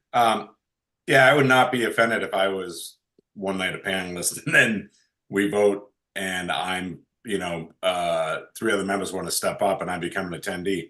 I'm not going to be offended, but I will follow what's going on. So I don't have a problem. There's no alternates. That's not really I'm not going to hang my hat on that or put up a fight for it. I don't think it's really important. But to Barry's point, yeah, I thought there was some other things we wanted to kind of work out on and not planning board. I thought we had kind of come down and reviewed us thoroughly. And we even had a meeting at the planning board about this and saying how we were happy in the direction that the NPDC meeting went. So I'm a little shocked that we came to this, and I get it, your opinion, but I just thought there was other areas that we needed to have a little further discussion on. Thank you. Sorry, Joe, I'm not quite following if you're responding to Seth's suggestion of a consultant or the discussion of the planning board with only 3 and no alternates when you're saying that you're looking for more. No, I'm fine with it. I'm fine with the 3 planning board members being on there. And then, but I'm not, like I said, I'm the one that I believe it put the recommendation for the alternate. So I'm, like I said, I don't think it's that important. And if everyone votes on that they don't want the alternates, then so be it. And I think that's fine. I don't think we need a consultant to bring that forward. So I think we could weigh in on that issue for discussion. Okay, I'd like to hear from other members of the NPNEDC who are not members of the planning board as to their feelings about whether including the two members of the planning board who are not currently proposed to be voting members of the NPDC, including them as alternates or not including them as alternates. Do you have thoughts on that? Wendy? I mean, I was a little bit agnostic on the matter, but I did see the two comments, you know, I guess it was Barry and Nat that thought that wasn't really necessary and was more complicated than we needed. So I tend to lean toward that direction of not needing alternates. Thank you, Wendy. Bert? I don't see a need for alternates. I agree with Mr. Topper. Thank you, Bert. Seth already spoke, and me, so I've agreed that having the alternates complicates things, and if there's no burning desire for that, I don't need to support having alternates either. Okay. So it sounds like the commission as a whole is happy with 3 planning board members having voting seats. Do other members have thoughts on whether the selection of a planning board member for a 1-year term simply by being appointed by the planning board using the same process that other boards use to appoint their members, is that satisfactory? Barry? Madam Chair, I'm a little disturbed with the way this process continues to unravel at this point. I'm not getting a sense that the entire board is getting an opportunity to weigh in. A few people may weigh in, and then there's a decision made, and that all of a sudden becomes gospel. I'm a little more used to a highly democratic process when we kind of deal with this, and I'm afraid I feel like, again, I'll reiterate the same thing with all due respect. I feel like we're kind of all over the board at the moment. We're not systematically trying to address this. We aren't even addressing the fact that we had potentially even looked at how many members we thought would be adequate on this. I will tell you that when I reviewed this, I came up, and that was part of the questions that came up that were offered to us. So, and the idea that this wasn't going to be a formalized process, again, I got a very different feel from that from the director of planning when she sent out her missive with this. So I guess I'm shocked, if anything, and a little dismayed by how this is proceeding. Thank you, Barry. Nat? Yeah, Madam Chair, through you, Barry, I don't know where you're getting that. Let's go back to the beginning, okay? Mary brought up the planning board piece just to kind of clean that up, okay? And Seth Wakefield threw that little knuckleball at us, and we had to kind of talk about that, I think, because it's actually a really important thing to talk about. And no one's ever brought up that yet. Anything about professional assistance, not that I can remember, unless it was just a quick statement by someone. I think what Mary was trying to do is just get that issue out and then go back to the list. That's how I think it was going on. I don't think anyone's trying to, go around what we've been doing or anything like that. I think this has been fine. But I do think that consultant thing is important. I wanted to comment when Seth spoke the second time. I kind of think he was talking about cleaning it up professionally. Once we get let's call it a draft, right? We like to say that with a lot of things. And to have someone, it could be town council, it could be somebody that they recommend that's dealt with other agencies, that kind of cleans it up and puts it into a more professional document. This is going to the state. This is, we don't want to get this wrong. We go back to the original meetings that we started with. We want this to be right. This will be the last time this happens for a long time, probably all of our memberships. So, that's how I see it, Barry. I'm sorry to disagree. I just don't want to get into any kind of, argumentative thing here, because I don't see that. Thank you, Nat. Other commissioners? Barry, we'll go back to you.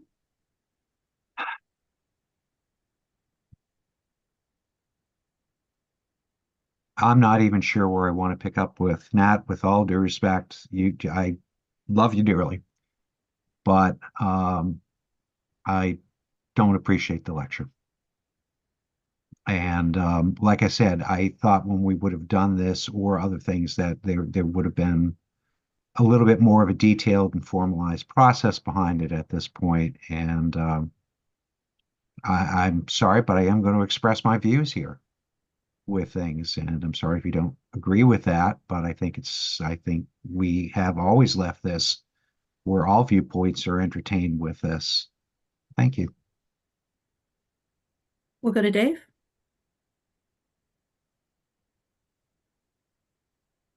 Dave, you're on mute. With all due respect, Madam Chair, I would suggest we continue this to next month and really, recollect ourselves in that time and then come back to this with a fresh set of heads. I think it's been a long night. Personally, don't think this is being really productive, again, with all due respect. And I think that this subject will be better served with clearer heads at another meeting. Thank you. Thank you, Dave. Does anybody want to make a motion to table the discussion for this evening and continue it later? So Bert? moved. Thank you, Bert. Second? Second. Thank you, Barry. Roll call vote, Seth Engelborg, Aye. Don Holgate, Don's left the meeting, sorry. Wendy Hudson, Aye. Dave Iverson, Aye. Bert Johnson, Aye. Nat Lowell, Aye. Barry Rector, Aye. Joe Topham, Aye. John Trudell, Aye. and Mary Longacre, aye. I did ask you at the beginning if you wanted to do this tonight. So. Aye. All right, next item on the agenda is the other business. So we've already announced the Mass DOT public information session. The registration link is in the agenda. I think we can just go past that to discussion of the schedule for joint select board and NPNEDC meeting. That would be Tuesday, February 20th at 6 p.m. That is a hybrid format that is being suggested in the trailer at 131 Pleasant Street and on Zoom. The agenda is likely to include the memorandum of agreement between the select board and the NPNEDC for the services of Director of Planning, a review of the 2019 Novak Consulting Group report entitled Town of Nantucket Planning and Land Use Services Department Operational and Staffing Review. Please don't put long titles at the end of 3-hour meetings. Presentation by the NPNEDC of its vision and mission for select board comment. And then, as we discussed earlier, also the Pleasant Street Williams Lane BPAC proposal for a pilot project. So those are the 4 items that we would anticipate being on the agenda for that meeting on the 20th. So we have 2 asks. First is whether or not commissioners will be available at that time. And second is whether we would want to cancel the meeting that we already have scheduled for February 22nd in favor of the meeting on February 20th. And if that is the case, we would add 2 necessary items.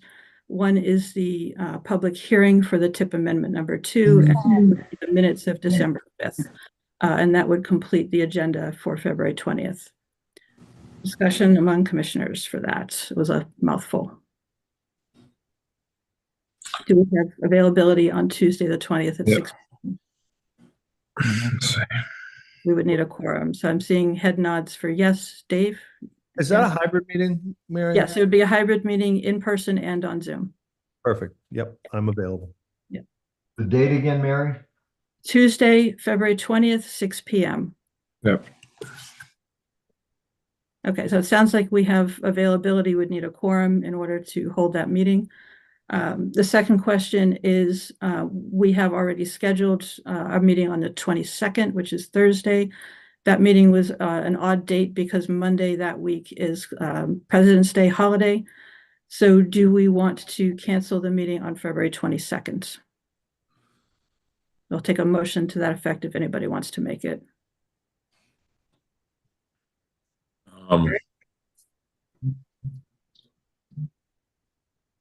So Barry, was that a so moved? I didn't quite catch it. I apologize.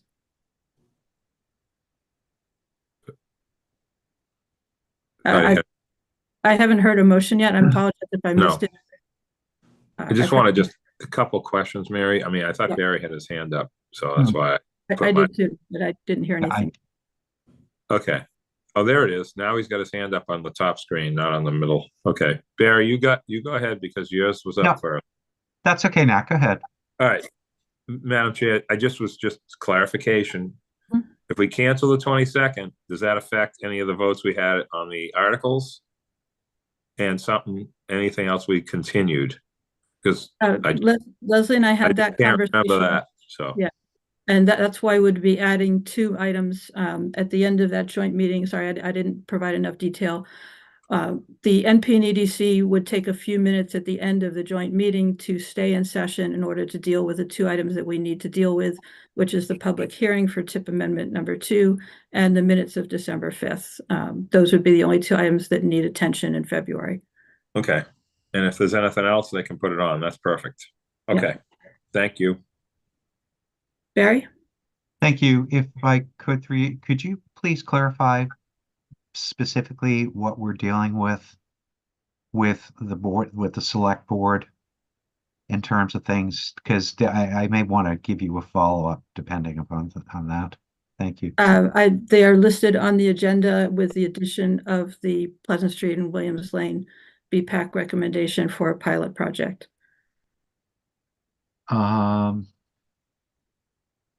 So there's BPAC. There is, I'm sorry, I'm very confused on this right now. So reading out the agenda, finalizing the updated memorandum of agreement, and that is between the NP and EDC and the Select Board for the services of the Director of Planning.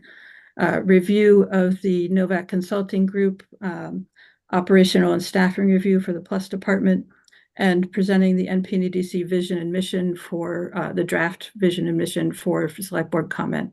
Okay. I'm curious as to how the Novak thing surfaced itself back up. That was put on the agenda by the Select Board. That was put on, okay. Was there any, if you don't mind, was there any rationale or understanding of what was going to take place with that? Leslie would have to address that. Yeah, I think they just wanted. Am I frozen? No. We can hear you. Go ahead. I looked frozen on my screen. I think they just wanted a recap of the 2009 report and what has been accomplished and what hasn't. And I can tell you the short answer is anything that was applicable has been completed. So Libby and I, the town manager, and I talked about it, and I'm going to prepare a spreadsheet just for everyone to have of what the recommendations were and what the status is of those recommendations from 2019. So it is a bit dated at this point. Yeah. Thank you, Leslie. All right, any further questions or comments? And again, the question was, do we want to cancel the February 22nd meeting because we'll be meeting on the 20th jointly with the Select Board? And we'll need a motion to that effect. I'll make the motion. Second. Okay, Seth made the motion, Nat seconded. Roll call vote, Seth Engelborg. Aye. Wendy Hudson. Aye. Dave Iverson.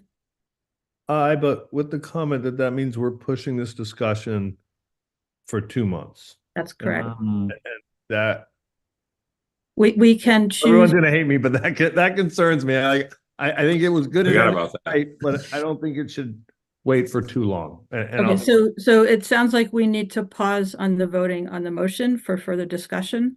So Dave, you are correct. There would not be any other topics that would be specific to NP and EDC because it is a joint meeting, so we're only putting essential business at the end of that meeting. We can choose to meet separately. We can choose to meet on the 22nd as well.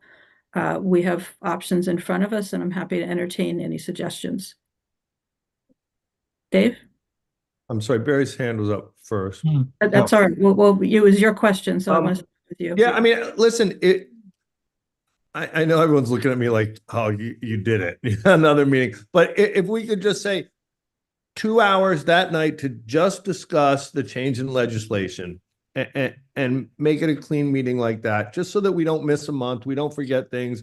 We haven't finished discussing Seth's concerns or idea. I should rephrase that, not concern. So I think that it's important that this continues in a timely manner. Maybe we won't get far, but if we just cordon off 2 hours of a meeting and keep that discussion going, I think it's a smart move, in my opinion. Thank you, Matt. So I want to go to Seth. Seth, do you want to change or withdraw your motion, or do you want to have discussion and then voting continue on that motion? I would like to leave my motion on the floor for now. Thank you. Thank you, Seth. Okay, further discussion on whether we want to cancel February 22nd. Barry? Yeah, I just want to echo what Mr. Iverson said. He took the words right out of my mouth. And certainly as we get closer toward that date, we could always consider it then. But I think waiting 2 months to deal with some of the issues before us is I think they'll get a little rusty at times. And maybe we can devise a better strategy for during that time period too. So I'd like to continue. Right. Thank you. John has his hand up, and then we'll go to Nat. Yeah.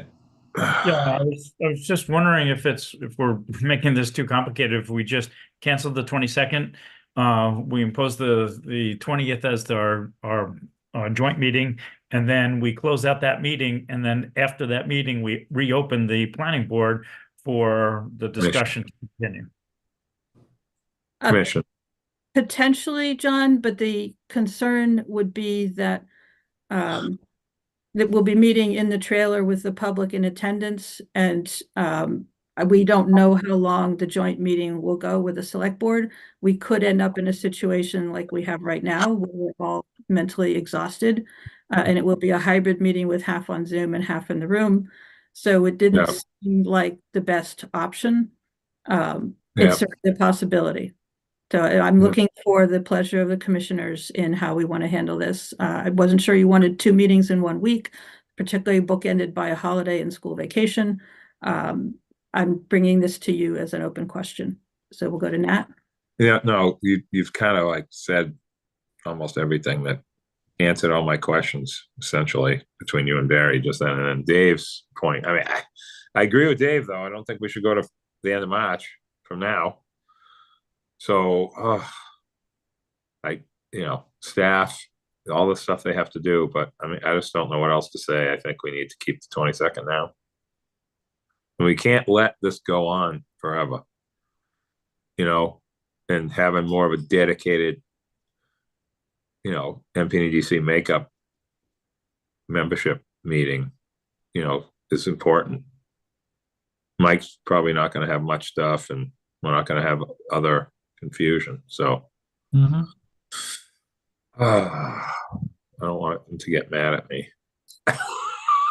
But I think Dave's right. I think at the 3.5 Already hour mad at me, all Nat, is don't worry. forgiven. Let's go to Joe. Thank you, Madam Chair. I think we should keep them separate. I think we should go and have the joint meeting, and then the 22nd, everyone come in, fresh head, everyone's done their notes on the little notebook, literature that we've been given, and then have a discussion for 2 hours. I do blame Dave Iverson for this, but I think it's the wisest thing to do. Thank you, Joe. We'll go back to Seth. Thank you, Madam Chair. I was just wondering if an alternate option is available to us, that we had the February 20th joint meeting, and then instead of having the February 22nd meeting, we rescheduled the March meeting to be much earlier in the month. I know we have some holidays and vacations to deal with, but that would push our timeline up, so that it wouldn't be 2 months from now. It might be 5 or 6 weeks, but that way we wouldn't have to have 2 meetings in the same week. No offense to you all. I mean, I know it was all of our decisions to choose to be on this committee, and I'm committed to serving, but it is a significant requirement of time to have multiple meetings of a commission within the same week. So I was just wondering if that option is available to us, and I don't know if staff could weigh in. Thank you. Yes, I was just going to ask Leslie what the feasibility of that is.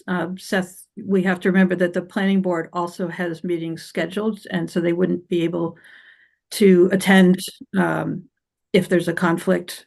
And they meet the week before we do in March. And then there are also town meeting related meetings going on. So Leslie, what kind of feasibility do we have? I actually really like the idea of not meeting on the 22nd and meeting earlier in March. And Megan can correct me if I'm wrong, but I think the additional meetings that are being held by the planning board will wrap up the week before school vacation. The planning board's regular meeting in March is the second Monday, which I believe is March 11th. Meeting earlier in March also would give you an opportunity to comment potentially on the articles that you continued prior to the finance committee making their final recommendations, which they'll do at the end of March, which really sort of coincided with your March meeting. Mike, I don't know if you have any deadlines, action that need to be taken in March now. So the earlier meeting in March, I think, works, if that's what people are interested in doing. And we don't really need to schedule that right now if people are interested in it. We have a motion on the floor to not meet on the 22nd. Seth, would you like to amend your motion to meet on the 4th instead of the 22nd? Right. Date to be determined, maybe, just for them on that first week, for the staff, right? Leslie, I'm sorry, I thought you said the 4th was acceptable. Can you confirm that? I don't believe I said that. Okay, it's late. I could have, heard something different. I think I said the planning board's meeting is on the 11th. Yeah. So the 4th is open, but that's also the day after people are coming back from vacation. Yes. There's travel delays or anything like that. People may not be back. Okay, so to get back to Seth's motion, Seth, if you want to make, for instance, the motion to not to meet on the 22nd, but to reschedule the meeting on the 22nd to a time early in March, I guess is how we would say it, subject to later determination. Yeah, if I may, it's actually to cancel the February 22nd meeting and then to reschedule the March 25th, I believe, meeting to a date earlier in March. That can be provided to us by Plus staff upon further review. Okay, Yes. so you were the second. I'll So you second that. Yep. Okay. Thank you. All right. Any further discussion on that motion? Okay, we'll take a roll call vote. Seth Engelberg. Aye. Woody Hudson. Aye. Dave Iverson. Aye. Bert Johnson. Aye. Nat Lowell. Aye. Mary Rector. Aye. Joe Topham. Aye. John Trudell. Aye. And Mary Longacre, aye. And thank you all so much for that. Do we have a motion to adjourn? So moved. Second. Thank you, Dave, for seconding. Wendy's doing a little dance. Roll call vote. Seth Engelborg. Aye. Wendy Hudson. Aye. Dave Iverson. Aye. Bert Johnson. Aye. Matt Lowell. Aye. Mary Rector. Aye. Joe Topham. Sweet dreams, Wendy. Good night. Aye. John Trudell. Aye. And Barry Longacre, aye. And au revoir, Wendy. Night, everybody. I know. Enjoy, Wendy. Thank you Thank all. you, staff. Oh my God. Good night. Thank you. Thank you, staff. Bye.